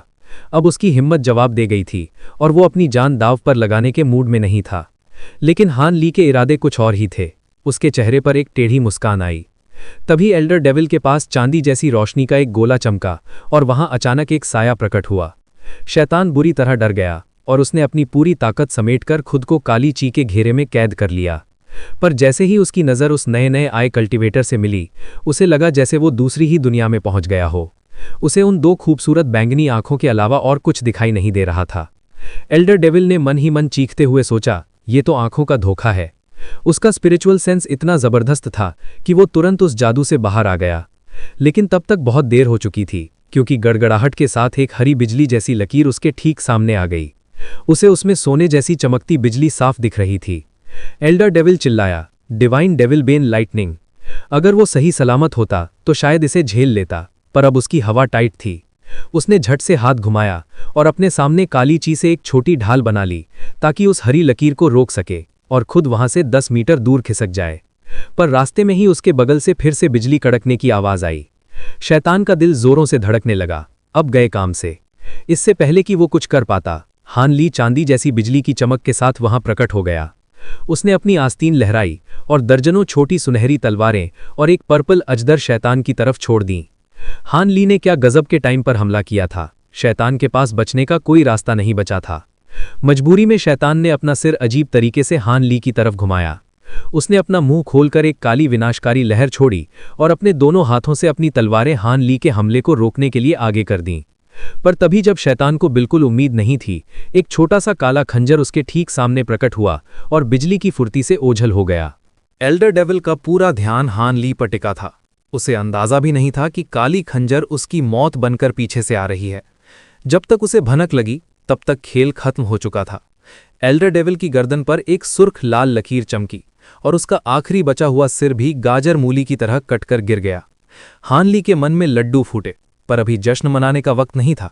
बिना सिर वाले एल्डर डेविल ने मरते मरते अपनी 2 तलवारें घुमाईं और हान ली की तरफ 2 काली लपटें फेंकी। देखते ही देखते उस बिना सिर वाले शरीर के परखच्चे उड़ गए और चारों तरफ काला धुआं यानी शैतानी की फैल गई। हान ली ने हैरान होते हुए सोचा कि पापी भागने की फिराक में है। उसने बिना देर किए अपने हाथों से जादुई इशारा किया और पहले से छोड़े हुए बैंगनी आग वाले ड्रैगन को वहीं फोड़ दिया। 30 मीटर के दायरे में बैंगनी अंगारे ऐसे बरसे जैसे आसमान से आग की बारिश हो रही हो। दर्जनों छोटी सुनहरी तलवारों ने उन 2 काली लपटों को चीर कर रख दिया। फिर ये तलवारें चारों तरफ फैल गईं और उनके बीच सुनहरी बिजली कड़कने लगी, जिसने बैंगनी आग के चारों तरफ एक विशाल जाल बुन लिया। कड़ाके की गूंज सुनाई दी। ज्यादातर शैतानी की भाग नहीं पाई और बैंगनी बर्फ के एक बड़े टुकड़े में जम गई। जो थोड़ी बहुत काली की बची थी उसे बिजली के जाल ने लपेट लिया और कड़कती बिजलियों ने उसे जलाकर राख कर दिया। हान ली ने यह मंजर देखा और हाथ जोड़कर भारी आवाज में बोला, फट जा। जैसे ही जाल हटा, हजारों सुनहरी बिजलियां उस बैंगनी बर्फ पर टूट पड़ी। बर्फ धूल में मिल गई और उसके अंदर छिपी एल्डर डेविल की रूह का नामो निशान मिट गया। उस काली की के खत्म होते ही आसमान से कुछ खजाने नीचे गिरे। 2 चीजों को देखते ही हान ली की आंखों में चमक आ गई। उसने अपनी उंगली से इशारा किया और सुनहरी बिजली की 2 लकीरें निकली, जिन्होंने उन चीजों को घेरे हुए काले धागों को झटके में काट दिया। ये वही 2 बैम्बू क्लाउड स्वार्म स्वॉर्ड्स थीं जिन्हें हान ली ने डेविल फॉल वैली में खो दिया था। हान ली की खुशी का ठिकाना नहीं रहा। उसने मन ही मन इशारा किया और दोनों तलवारें हवा में गोता लगाते हुए सीधे उसके हाथ में आ गईं। उसके दिल का बोझ हल्का हो गया। शुक्र था कि लंबे समय तक कैद रहने के बाद भी बस थोड़ी सी मेहनत से ये तलवारें फिर से पहले जैसी जानलेवा बन जाएंगी। वहां खड़े दूसरे लोग हक्के बक्के होकर देख रहे थे कि कैसे हान ली ने सफाई से एल्डर डेविल का काम तमाम कर दिया। बेचारे की रूह को भागने तक का मौका नहीं मिला। सब एक दूसरे का मुंह ताक रहे थे और उनके मन में खौफ बैठ गया था। हान ली की उस इंसान जैसी दिखने वाली कठपुतली पपेट ने तो सबके होश ही उड़ा दिए थे। उन्हें समझ नहीं आ रहा था कि हान ली ने इतना तगड़ा कल्टीवेटर कहां से बुला लिया। किसी ने उस बंदे को आते हुए देखा ही नहीं था। क्या उसकी छिपने की टेक्निक इतनी जबरदस्त थी कि वो सबकी आंखों के सामने होकर भी गायब था? ये सोचकर ही सबकी जान हलक में अटक गई। खैर, वो सब भी कोई कच्चे खिलाड़ी नहीं थे। जल्दी ही खुद को संभाला। सबने बिना कुछ कहे आपस में एक समझौता कर लिया और उस बैरियर पर हमला बोलना शुरू कर दिया जो टेलीपोर्टेशन फॉर्मेशन की रक्षा कर रहा था। वो स्लेटी दीवार फॉर्मेशन को दुनिया से अलग किए हुए थी, जिसे चारों तरफ लगे झंडों से शक्ति मिल रही थी। वहां एक रेस्ट्रिक्शन भी लगा था जिसकी वजह से वो इस्तेमाल नहीं हो पा रहा था। हवा को चीरते हुए कई हमले उस दीवार से जा टकराए। रोशनी चमकी और धमाकों से जमीन हिल गई, पर सबकी उम्मीदों के विपरीत वो दीवार टस से मस नहीं हुई। चाहे वो दानव के खूंखार हमले हों या ग्रैंड इमॉर्टल एक्स का वार, बस हल्की सी थरथराहट ही हुई। उन्हें लगा था कि एल्डर डेविल के मरते ही आज़ादी मिल जाएगी, पर अब सबकी सांसें अटकने लगीं। लायन हॉक का तो पारा चढ़ गया। उसने अपने पंजों से दीवार को नोचने की नाकाम कोशिश की। फिर उसकी आंखों में एक अजीब सी चमक आई और उसने अपने मुंह से सुनहरी लहरें छोड़ीं, जिससे दीवार में एक गहरा गड्ढा पड़ गया और वो कमजोर होने लगी। ग्रैंड इमॉर्टल एक्स ने मौका ताड़ लिया और अपने कीन स्पिरिट पीकॉक को पंख फैलाने का हुक्म दिया, जिससे इंद्रधनुषी रोशनी की आंधी निकली। बगल में खड़ी लिन इंदपिंग भी पीछे नहीं रही। उसने अपनी चांदी जैसी चमकती रोशनी से उसी जगह वार किया। सिल्वर विंग्ड नाइट फींड ने भी अपने हजारों काले धागों को एक विशाल अजगर का रूप देकर उस हमले में झोंक दिया। सब जानते थे कि यहां से निकलने का यही एक रास्ता है, इसलिए सबने अपनी पूरी जान लगा दी। पलक झपकते ही एक जोरदार जादुई रोशनी ने उस दीवार को पूरी तरह ढक लिया। तभी दरारें पड़ने की आवाज आई। तब तक हान ली और गुइलिंग भी वहां पहुंच गए थे। वो इंसान जैसी कठपुतली रास्ते में ही कहीं ओझल हो गई थी। हान ली एकदम शांत दिख रहा था, पर उसका रौब ऐसा था कि बाकी लोग उसे देखकर ही सहम गए। उसके पहुंचते ही फॉर्मेशन के झंडे फटकर दो टुकड़े हो गए और रास्ता साफ हो गया। सब के सब पागलों की तरह फॉर्मेशन की तरफ लपके, पर इससे पहले कि कोई पहुंच पाता, रोशनी के गोले फटे और सब जमीन पर आ गिरे। उस आपसी हमले के बाद सब एक दूसरे से दूर हट गए। ग्रैंड इमॉर्टल सू ने हाथ में एक नीले रंग का मोती थाम रखा था और हान ली को घूरते हुए गुस्से में चिल्लाया, कल्टीवेटर हान, ये क्या बदतमीजी है? हान ली ने एक रहस्यमयी मुस्कान के साथ जवाब दिया, यही सवाल तो मुझे आपसे पूछना चाहिए। उसके सामने कई सुनहरी तलवारें तैर रही थीं और हाथ में वो खौफनाक ट्राइफ्लेम फैन था। नाइट फींड ने अपने पंख सिकोड़े और हान ली को घूरती नजरों से देखकर ठंडी आवाज में बोला, सबसे पहले मैं निकलूंगा। मुझे तुम इंसानों पर रत्ती भर भी भरोसा नहीं है। हान ली की मुस्कान गायब हो गई और उसने बर्फ जैसी ठंडी आवाज में बोला, हंसी आती है तुम्हारी बात पर। यह छोटा सा फॉर्मेशन एक बार में सिर्फ 2 ही लोगों को ले जा सकता है। अगर दूसरी तरफ से किसी ने इसे तबाह कर दिया तो हम सब कहाँ जाएंगे? इतना कहते ही सबने फॉर्मेशन को घेरना शुरू कर दिया। तीनों गुट एक दूसरे को ऐसे देख रहे थे जैसे अभी काट खाएंगे। जैसे ही घेरा पूरा हुआ, महल की तरफ से एक बहुत ही मीठी पर डरावनी आवाज गूंजी, मेरे भाई को मेरे सामने मार दिया, अब भागने का सपना देखना छोड़ दो। आवाज भले ही दूर से आई थी, पर उसकी कड़वाहट और गुस्सा सबके कानों में शीशे की तरह चुभ रहा था। जैसे ही उसका साथी मरा, डेविल एंसेस्टर युआनचा को सब पता चल गया। उस औरत ने ब्लैक विंड फ्लैग की आधी ताकत झोंककर 9 ट्रुथ्स फॉर्मेशन की ऐसी तैसी कर दी थी। यहां तक कि 8 स्पिरिट रूलर भी उसके आगे पानी भर रहा था। उसने 8 रूहानी जानवरों को उस औरत पर हमला करने भेजा, पर झंडे की ताकत ने उन्हें फटकने तक नहीं दिया। उस औरत का इरादा पहले फॉर्मेशन और फिर उस जादुई डंडे यानी रूलर को ठिकाने लगाने का था, पर अपने इकलौते साथी की मौत ने उसकी आग भड़का दी थी। काले कपड़ों वाली उस औरत के चेहरे पर क्रूरता छा गई। उसने हवा में कई सुर्ख लाल झंडे फेंके और उन पर जादुई मोहरें लगा दीं। वो झंडे देखते ही देखते 30 मीटर ऊंचे हो गए। उन पर बैंगनी अक्षर चमक रहे थे और काली की उनके ऊपर सांप की तरह रेंग रही थी। उन झंडों के आते ही आसपास के बवंडर और भी खूंखार हो गए और उन चबूतरों को उखाड़ने लगे जिनसे फॉर्मेशन टिका था। सुनहरी तलवारें हवा में वार तो कर रही थीं, पर साफ दिख रहा था कि फॉर्मेशन अब दमड़ने वाला है। जैसे ही वो औरत महल के करीब आई, 8 स्पिरिट रूलर की ताकत जवाब देने लगी। ब्लैक विंड फ्लैग की हवाओं ने उन रूहानी जानवरों को तितर-बितर कर दिया। उस औरत की धमकी और बढ़ती हुई आंधी ने कल्टिवेटर्स और दानवों के कलेजे मुंह को ला दिए। तीनों पार्टियां एक दूसरे को घूर रही थीं, सबको डर था कि कोई दूसरा पहले ना भाग जाए। तभी महल की तरफ से गड़गड़ाहट हुई और काले बादलों ने आसमान को निगल लिया। दर्जन भर काले बवंडर आपस में मिलकर आसमान को हिलाने लगे। हानली को खतरे की भारी बू आई और उसने तुरंत कड़क कर कहा, चुपचाप कल्टिवेटर गुई और कल्टिवेटर लिन को पहले जाने दो। गुईलिंग एक दानव है और नाइट फील्ड और लायन हॉक की पुरानी दोस्त है, और कल्टिवेटर लिन के जाने से कल्टिवेटर सू को भी तसल्ली रहेगी। दूसरे फेरे में लायन हॉक और कल्टिवेटर सू जाएंगे और आखिर में मैं और नाइट फील्ड निकलेंगे। जल्दी करो, वरना यहां सबकी कब्र बन जाएगी। ग्रैंड इमॉर्टल सू और बाकी सबको भी लग गया था कि कोई बहुत बड़ा अनर्थ होने वाला है। मन में शक तो था, पर और कोई चारा भी नहीं था। सबने एक दूसरे की तरफ देखा और सिर हिलाकर राजी हो गए। गुईलिंग ने फौरन हानली की बात मानी और लिन इंदपिंग के साथ फॉर्मेशन में खड़ी हो गईं। पर जैसे ही वो दोनों अंदर कदम रखे, वहां सफेद रोशनी चमकी और एक साया यानी सिलुएट अचानक नमूदार हुआ। सबके होश फाख्ता हो गए। उसी पल उस काली वर्दी वाली औरत की बर्फीली आवाज गूंजी, आधी काल की आंधी आसमान को चीर दे। दूर से एक गहरा काला रोशनी का खंभा निकला और बीच हवा में रुककर आसमान के 2 टुकड़े कर दिए। एक तरफ तो सूरज चमक रहा था, पर दूसरी तरफ अंधेरे की ऐसी चादर फैल गई कि पूरा आसमान काला पड़ गया। देखते ही देखते वो साया हानली और उसकी टोली के सिर पर आ पहुंचा। अभी कोई कुछ बोल पाता, उससे पहले ही उस काले चोगे वाली औरत ने जहरीली हंसी हंसते हुए सबका खून सुखा दिया। रोशनी का वो चमकदार खंबा दूर कहीं ओझल हो गया और देखते ही देखते चारों तरफ कालिख जैसा अंधेरा छा गया। उस आदमखोर डेविल एंसेस्टर युआन चा ने ब्लैक विंड फ्लैग की जादुई ताकतों का इस्तेमाल करके सबको एक ही कोठरी में बंद कर दिया था। ग्रैंड इमॉर्टल जू और उसके साथियों के चेहरे का रंग उड़ गया, मानो किसी ने नस काट दी हो। भागो यहां से! अरे, वो बंदा कहां गया जो अभी अभी यहां टपका था? सत्यानाश, ये फॉर्मेशन तो काम ही नहीं कर रहा। बाहर निकलने का रास्ता बंद है। एक के बाद एक कई डरी सहमी आवाजें गूंजी। सबकी सिट्टी पिट्टी गुम हो चुकी थी। हानली का कलेजा मुंह को आ गया। उसकी नजरों से भी वो आदमी ओझल हो गया था जो अभी अभी टेलीपोर्टेशन फॉर्मेशन से आया था। उसका हुलिया कैसा था ये देखने का भी मौका नहीं मिला। पर भाई, अभी जान बचाने के लाले पड़े थे, हुलिया कौन देखता? हानली बिजली की फुर्ती से फॉर्मेशन के ठीक सामने जा खड़ा हुआ। लिन यिनपिंग और गुईलिंग पहले से ही वहां गड़े मुर्दे की तरह खड़ी थीं और पागलों की तरह उसे चारों तरफ से टटोल रही थीं। हानली ने भारी आवाज में डांटते हुए बोला, हटो, मुझे देखने दो। उसने अपना हाथ हवा में लहराया और फॉर्मेशन के एक कोने पर अपनी जादुई सील दे मारी। फॉर्मेशन में हल्की सी चमक तो आई, पर फिर वो बुझ गया जैसे दिए में तेल खत्म हो गया हो। हानली का चेहरा उतर गया।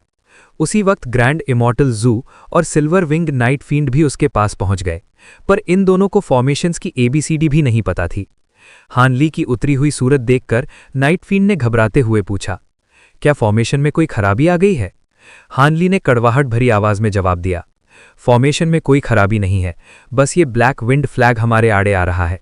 जब तक ये जादुई घेरा नहीं टूटेगा, हम यहीं सड़ते रहेंगे। नाइट फील्ड ने झुंझलाकर चिल्लाते हुए बोला, तो क्या करें अब? उस डेविल एंसेस्टर युआन चा की गर्दन काट दें क्या? अगर हमारे पास इतनी औकात होती तो हम यहां से भागने की फिराक में क्यों होते? हानली ने उसे ऐसी तिरछी नजर से देखा कि उसकी बोलती बंद हो गई। हानली ने सीधे सपाट शब्दों में सुनाया, पूछने का क्या फायदा? अपनी शिकायतें अपने पास रखो। शुक्र मनाओ कि वो राक्षसी अभी महल के अंदर वाले बंदे से निपटने में मशगूल है। उसने हमें कैद तो कर लिया है, पर अभी वो हमारी तरफ मुड़कर भी नहीं देखेगी। इसी वक्त का फायदा उठाओ और कोई नया जुगाड़ फिट करो। नाइट फील्ड के चेहरे पर गुस्सा तो बहुत था, पर उसे भी समझ आ गया कि अभी गर्मी दिखाना भारी पड़ सकता है। उसने एक लंबी नाक सिकोड़ी और चुपचाप सोचने लगा। पास ही खड़ा ग्रैंड इमॉर्टल जू भी गहरी सोच में डूबा हुआ था। लिन यिनपिंग और गुईलिंग के माथे पर भी चिंता की लकीरें साफ दिख रही थी। मगर जहां हानली और उसके साथी अपनी मौत का इंतजार कर रहे थे, वहीं फॉर्मेशन के बाहर वो काले चोगे वाली औरत एक काली आंधी के घेरे में खड़ी थी। उसने अपनी नजरों में नफरत भर के उस बड़े से झंडे को देखा। उसके आसपास की हवा अब थोड़ी शांत हो रही थी, जिससे वहां मची तबाही साफ दिख रही थी।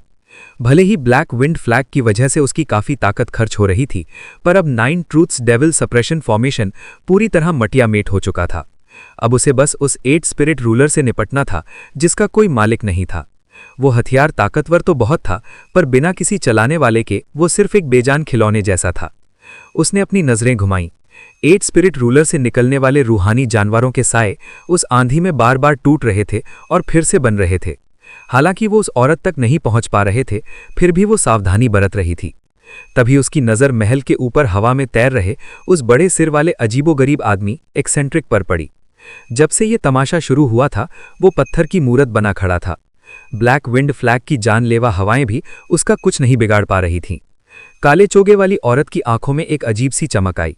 उसने चहकते हुए बोला, कल्टीवेटर ये, जाओ और वो 8 स्पिरिट रूलर कब्जा लो। फिक्र मत करो, मैं तुम्हारी ढाल बनूंगी और उस लॉन्ग मॉन्ग को तुम्हारे पास फटकने भी नहीं दूंगी। उस आदमी के चेहरे पर हिचकिचाहट साफ दिख रही थी। काले चोगे वाली औरत ने अपनी जुल्फें पीछे की और हंसते हुए बोला, क्यों, तुम्हें मुझ पर भरोसा नहीं है? फिर उसने दूर खड़े ये क्लैन के कल्टीवेटर्स की तरफ अपना हाथ उठाया। वो लोग अपने बड़े एल्डर के एक नकली साई के पीछे छिपे थे। जैसे ही उसने हाथ उठाया, उन सब की रूह कांप गई। उसने हवा में बस अपनी उंगली ऐसे चलाई जैसे कोई धूल झाड़ रहा हो। तभी अचानक पप पप की आवाज आई। वहां खड़ी एक साध्वी और उसके बगल वाले बूढ़े के माथे पर खून का एक छोटा सा फूल खिल गया। उनके शरीर बेजान होकर जमीन पर गिर गए। उनकी सारी जादुई ढालें और सुरक्षा धरी की धरी रह गईं। तभी उस चौकोर चेहरे वाले आदमी के सामने वाले कंगन से पीली रोशनी निकली और उसने एक चमकते हुए मोती के हमले को रोक लिया। वो मोती अंगूठे के बराबर था और टकराते ही फट गया। ये क्लैन के ग्रैंड एल्डर की परछाई के माथे पर भी चोट लगी और वो मोती गायब हो गया। ये क्या है? काले चोगे वाली औरत धीरे से बड़बड़ाई। Shining moon band? नहीं, ये तो उसकी नकल है। एक्सेंट्रिक ने गुस्से में भरकर पूछा, सेक्रेड एंसेस्टर, ये क्या हरकत है? उस औरत ने उसकी तरफ तिरछी नजर से देखा और लापरवाही से बोली, जब तुम्हें मुझ पर भरोसा ही नहीं था तो मुझे अपनी ताकत दिखानी पड़ी। वैसे भी क्या तुम्हारा उन फालतू लोगों से कोई खास रिश्ता है? एक्सेंट्रिक ने मन ही मन उसे कोसा, पर जुबान खोलने की हिम्मत नहीं हुई। उसने अपने ग्रैंड एल्डर की उस परछाई को बड़ी हैरानी से देखा।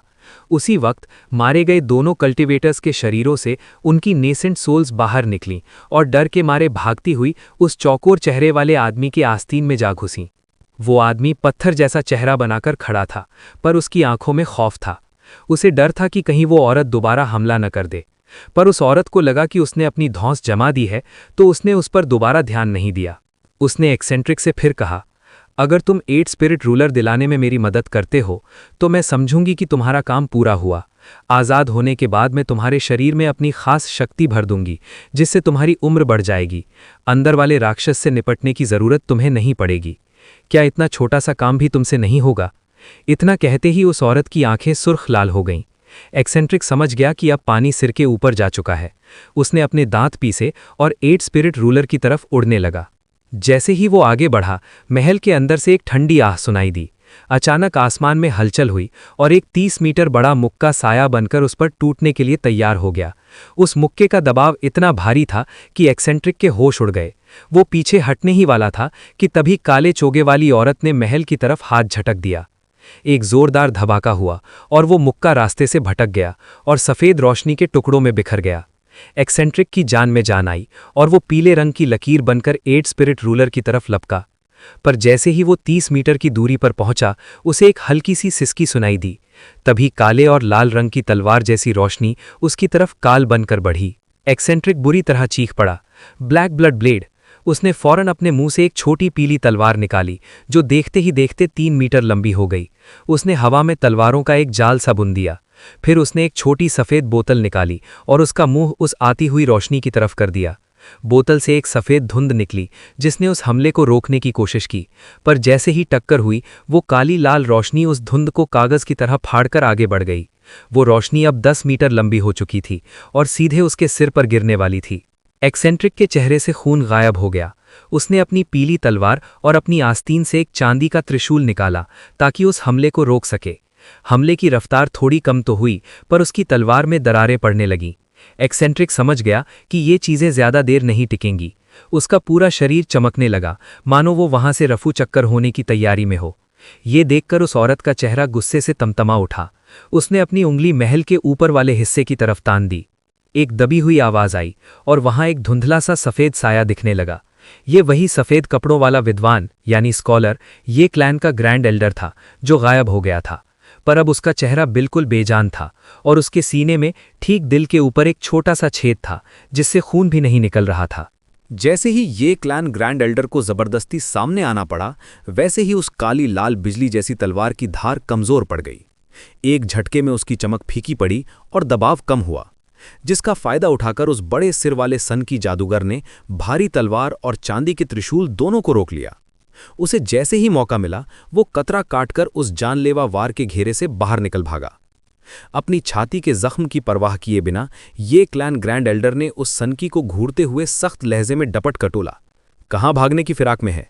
ये ब्लैक ब्लड ब्लेड हमारे ये क्लैन की पुश्तैनी अमानत है, जिसे सिर्फ गद्दारों की गर्दन नापने के लिए बनाया गया है। जब तूने इस एल्डर डेविल से हाथ मिला लिया और अपने खानदान की पीठ में छुरा घोंपा है, तो अब मौत के लिए तैयार रह। मुझसे रहम की उम्मीद मत करना। उस सनकी ने जब ये सुना तो पहले तो उसका चेहरा गुस्से से लाल हुआ, फिर डर के मारे सफेद पड़ गया और आखिर में वो बेशर्मों की तरह मुस्कुरा दिया। उसे देखकर लग रहा था जैसे ग्रैंड एल्डर की बातों का उस पर रत्ती भर भी असर नहीं हुआ। स्कॉलर के चेहरे पर नफरत साफ झलक रही थी। उसके माथे पर बल पड़े थे। उसकी शक्ल इतनी भयानक और खूंखार लग रही थी कि कोई कह ही नहीं सकता था कि ये वही शरीफ दिखने वाला आदमी है। वो काले कपड़ों वाली औरत इस बात से थोड़ी हैरान थी कि उसके पिछले हमले ने उस बंदे का काम तमाम क्यों नहीं किया। अब जब उसने देखा कि स्कॉलर अपनी जगह पर डटकर खड़ा है, तो उसने माथे पर शिकन लाते हुए हवा में हाथ मारा। उसने ये काम इतने बेपरवाह अंदाज में किया जैसे मक्खी मार रही हो। तभी हवा में कड़कने की आवाज हुई। उसके हाथ से कांच जैसी चमकने वाली 5 किरणें निकलीं और बिजली की फुर्ती से स्कॉलर की तरफ झपटीं। ये क्लैन ग्रैंड एल्डर ने अपनी आंखें सिकोड़ी, पर ताज्जुब की बात यह थी कि उसने बचने की कोई कोशिश नहीं की।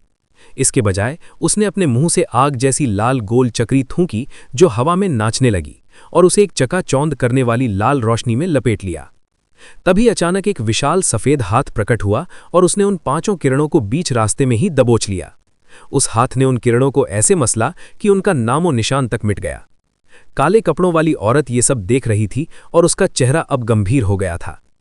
तभी महल के अंदर से लॉन्ग मेंग की तंडी हंसी गूंजी और उसने मजाक उड़ाते हुए बोला, युआनचा, अगर तू इंसानों से अलायंस कर सकती है तो मैं भी कर सकती हूं।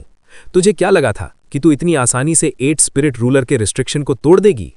मैं भी देखना चाहती हूं कि तेरी वो पुरानी डेविल वाली ताकतें जिन्होंने कभी दुनिया में कोहराम मचाया था, इस बौद्ध धर्म की शक्ति वाले डंडे के सामने क्या उखाड़ पाती हैं। और अगर तूने इसे पार कर भी लिया तो मेरे पास अभी भी थोड़ी बहुत डेविलिश की बची है जिसे मैं इस्तेमाल कर सकती हूं। इन तानों को सुनकर काले कपड़ों वाली औरत का चेहरा उतर गया और उसकी आंखें बर्फ जैसी ठंडी हो गईं। उसने नफरत से भरकर बोला, तेरे पास चाहे जितनी भी ताकत हो, पर है तो तू एक बिना शरीर वाली आत्मा ही। मेरी जीत तो पक्की है, और इस पहाड़ पर जितनी भी जड़ी बूटियां यानी स्पिरिचुअल मेडिसिन्स हैं, उनके दम पर अगर मुझे थोड़ी ज्यादा ताकत लगानी भी पड़ी तो मुझे कोई फर्क नहीं पड़ता। Spiritual medicines? लॉन्ग मेंग की आवाज अचानक बदल गई और उसने चौंकते हुए बोला, ए पुरानी चुड़ैल, तू कहीं ये तो नहीं सोच रही? इससे पहले कि वो अपनी बात पूरी करती, उस औरत ने एक अजीब सी मुस्कान दी और हवा में लहराते उस विशाल ब्लैक विंड फ्लैग पर एक हरे रंग की सील मार दी। वो झंडा थर्राया और उसके कोने कोने से काली रोशनी फूटने लगी।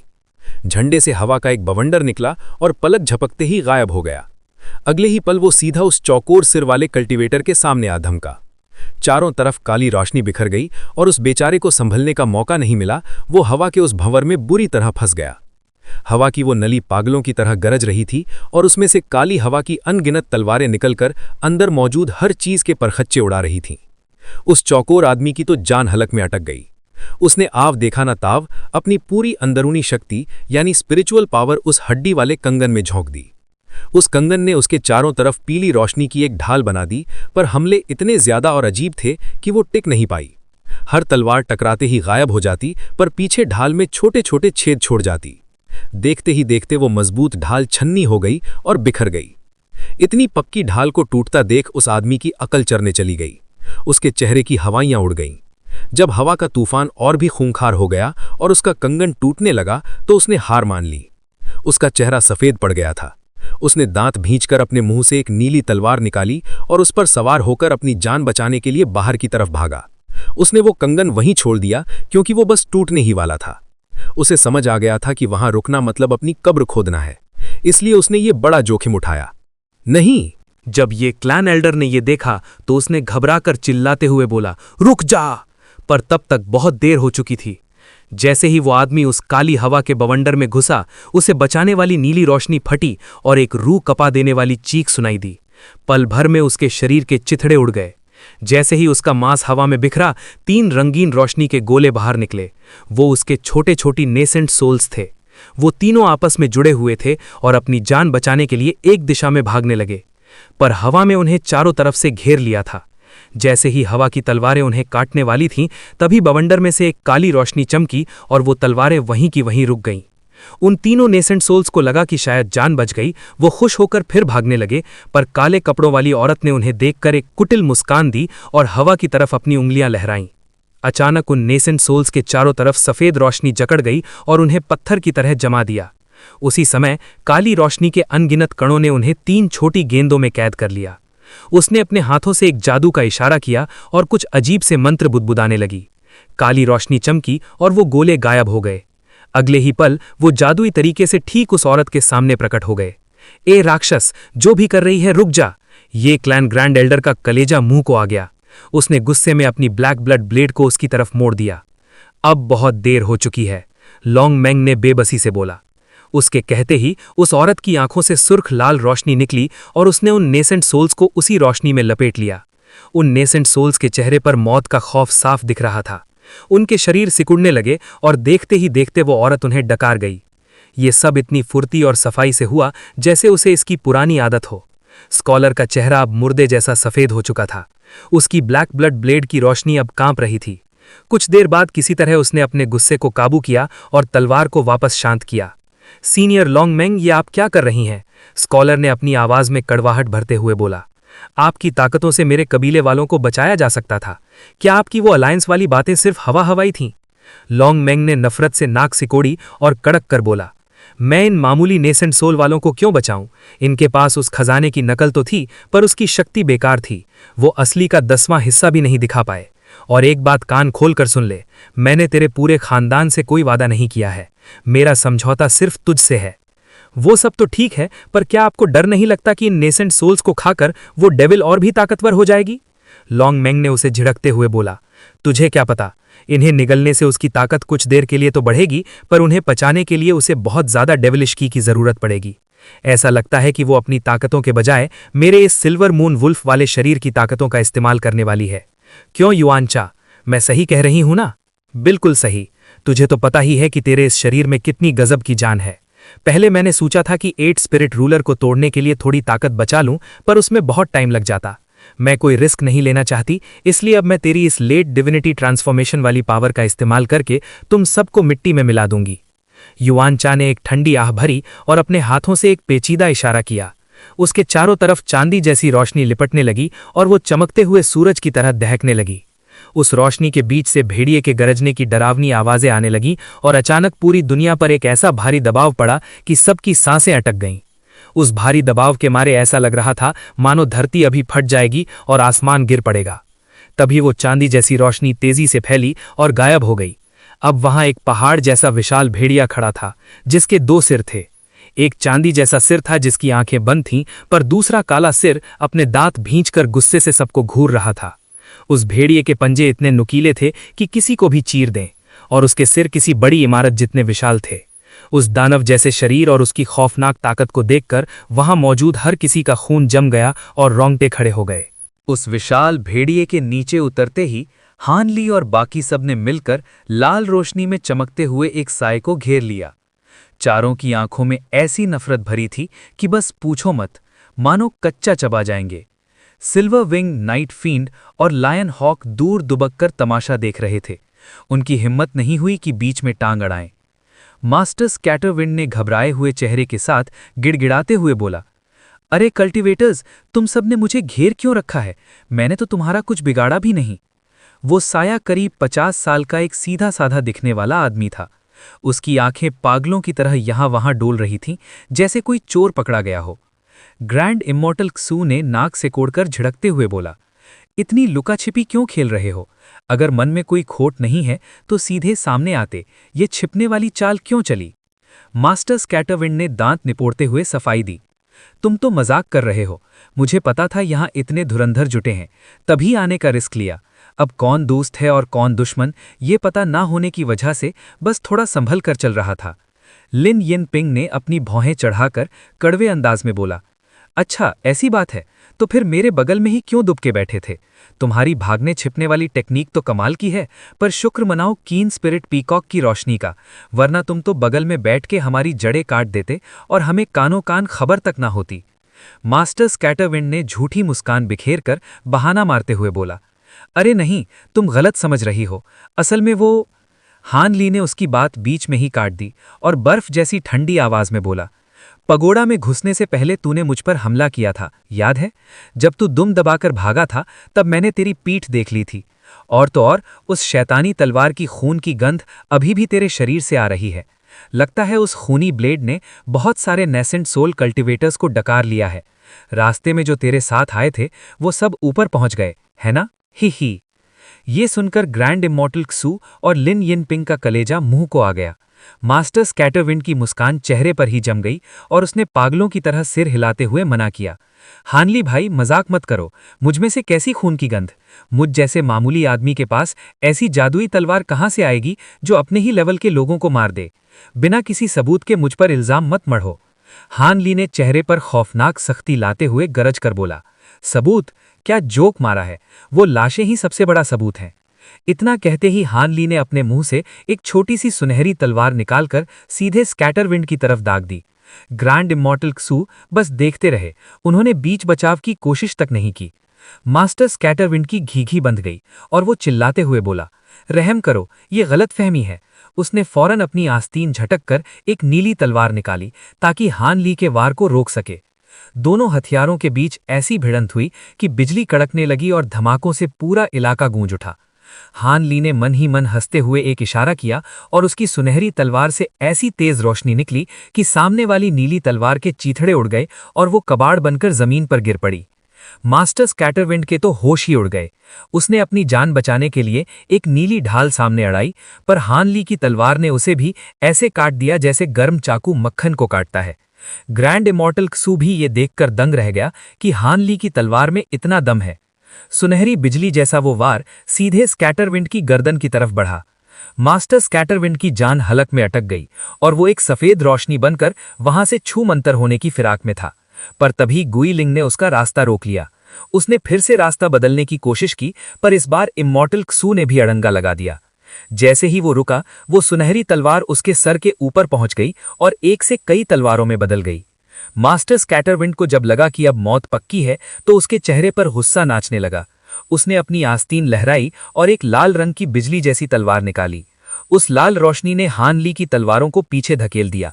देखते ही देखते वो लाल तलवार भी कई हिस्सों में बट गई और हवा में खून की ऐसी सड़न आ गई कि सबका जी मिचलाने लगा। हान ली ने अपनी आंखें सिकोड़ी, पर वो बिल्कुल शांत था, जैसे उसे अपनी तलवार की कोई फिक्र ही ना हो। ग्रैंड इमॉर्टल क्सू को बड़ा अचंभा हुआ कि अपनी असली जादुई तलवार के साथ कोई इतना बेफिक्र कैसे रह सकता है। मास्टर स्कैटरविंड को भी कुछ गड़बड़ लगी। उसने इशारा किया तो वो लाल रोशनी वापस उसके पास आ गई। वो एक छोटा सा खूनी ब्लेड था जिस पर लाल धुंध छाई हुई थी। हान ली ने उस छोटे ब्लेड को गौर से देखा और तंज कसते हुए पूछा, तो वो तू ही था? ये डेविल ड्रैगन ब्लेड की नकल है ना? जैसे ही हान ली ने उस तलवार का नाम लिया, सबके रोंगटे खड़े हो गए, यहां तक कि दानव भी उस तलवार को डर और अचंभे से देखने लगे। मास्टर स्कैटरविंड ने कोई जवाब नहीं दिया। वो तो बस हान ली की सुनहरी तलवार को ताक रहा था कि इतने वार सहने के बाद भी उस पर एक खरोच तक नहीं आई। हान ली ने एक हल्की मुस्कान के साथ अपनी तलवार वापस बुलाते हुए बोला, ज्यादा दिमाग मत लगा, मेरी तलवार कोई मामूली चीज नहीं है। तेरी खूनी तलवार चाहे कितनी भी ताकतवर हो, इसे तोड़ना तेरे बस की बात नहीं है। मास्टर स्कैटरविंड भौचक्का रह गया और हड़बड़ाते हुए बोला, तो क्या तू मुझे जान से नहीं मारेगा? हान ली ने एक टेढ़ी मुस्कान के साथ बोला, तुझे मारकर मुझे क्या मिलेगा? तूने मेरे किसी सगे को नहीं मारा और मुझे दूसरों का बदला लेने का कोई शौक नहीं है। अगर तू वो नहीं है जिसे मैं ढूंढ रहा हूं तो दुश्मनी पालने का क्या फायदा? बल्कि तेरे पास इतनी तगड़ी तलवार है तो क्यों ना हम हाथ मिला लें। ग्रैंड इमॉर्टल एक्सयू को बात समझ आ गई और वो जोश में आकर बोला, हान ली भाई, तुम सही कह रहे हो। हान ली ने भारी आवाज में समझाया, अगर यहां से बाहर निकलना है तो हमें अपनी पूरी ताकत झोंकनी होगी। भले ही ब्लैकविंड फ्लैग एक असली डिवाइन स्पिरिट ट्रेजर है, पर वो शैतान अभी दूसरी बातों में उलझा है और इसका पूरा इस्तेमाल नहीं कर पा रहा। अगर हम सब मिलकर एक ही जगह पर हमला करें तो इस कैद को तोड़ सकते हैं। ग्रैंड इमॉर्टल एक्सयू ने थोड़ी देर सोचकर नाइट फींड से पूछा, नाइट फींड, तेरा क्या ख्याल है? सिल्वर विंग्ड नाइट फींड ने स्कैटर विंड को घूरते हुए बोला, इस बंदे की तलवार में दम तो है। अगर ये हमें यहां से आज़ाद करा सकता है तो एक मौका देने में क्या बुराई है। हान ली ने सिर हिलाया और स्कैटर विंड की तरफ मुड़कर बोला, देख ले, सब राजी हैं। अब तेरी क्या राय है? हमारी मदद करेगा तो खुद की जान बचा पाएगा, वरना वो शैतान तेरा नेसेंट सोल कच्चा चबा जाएगा। मास्टर स्कैटर विंड ने अपने चेहरे को पत्थर जैसा बना लिया, पर उसकी आंखों में लालच और डर साफ दिख रहा था। उसने तसल्ली करने के लिए पूछा, बाहर निकलने के बाद हम अपने अपने रास्ते चले जाएंगे ना? तुम लोग पुरानी बातें निकालकर मुझ पर हमला तो नहीं करोगे? ग्रैंड इमॉर्टल एक्सयू ने हिकारत से थूकते हुए बोला, हमें फालतू के झगड़ों का शौक नहीं है। जब तक तू हमारे खिलाफ कुछ नहीं करेगा, हम भी तुझे नहीं छेड़ेंगे। मास्टर स्कैटरविंड अब खिलखिलाकर हंसा और बोला, चलो मंजूर है। अगर हाई जेनिथ सेक्ट वाले यहां होते तो मैं मना कर देता, पर तुम लोगों के साथ काम करने में कोई दिक्कत नहीं है। हान ली को ताज्जुब हुआ कि बात इतनी जल्दी बन गई। फिर उन्होंने हमले का प्लान बनाया। तय ये हुआ कि सब अपनी पूरी ताकत एक ही पॉइंट पर लगाएंगे, पर एक साथ नहीं, ताकि सबकी शक्तियां आपस में टकराकर बेकार न हो जाएं। इमॉर्टल एक्सयू ने अचानक टेढ़ी चाल चलते हुए हान ली से कहा, हान ली भाई, मुझे याद है तेरा एक जोड़ीदार भी यहीं कहीं आसपास छुपा है। उसे भी बाहर क्यों नहीं बुला लेते? उसकी तलवार भी काफी रौबदार है। सबकी निगाहें हान ली पर टिक गई। हान ली ने मन ही मन उस चतुर बूढ़े को कोसा, पर चेहरे पर शिकन तक नहीं आने दी और रूखी आवाज में बोला, उसकी फिक्र मत कर, वो वक्त आने पर मदद कर देगा। अभी उसे बाहर बुलाना बेकार है। उसकी टेक्निक ऐसी है कि वो सबके सामने नहीं आ सकता। ग्रैंड इमॉर्टल एक्सयू को गुस्सा तो बहुत आया, पर हान ली का जलवा देख चुका था, इसलिए चुपचाप घूंट पीकर रह गया। मास्टर स्कैटरविंड तब से पागलों की तरह मुस्कुरा रहा था, पर जब उसने हान ली और एक्सयू को आपस में भिड़ते देखा तो उसकी आंखों में एक शैतानी चमक आई। उसने चुपके से अपना सिर नीचे झुका लिया ताकि कोई उसके हाव भाव ना पड़ सके। हकीकत में मास्टर स्कैटरविंड के होंठ धीरे धीरे हिल रहे थे। वो किसी को मन ही मन आवाज भेज रहा था। थोड़ी देर बाद उसने आसमान की तरफ देखकर एक बड़ी सी मुस्कान दी। किसी को शक भी नहीं हुआ कि उसके पीछे वाले हाथ पर अचानक सफ़ेद और कड़े बाल उगाए हैं, जो बिल्कुल सुइयों की तरह नुकीले और खतरनाक हैं।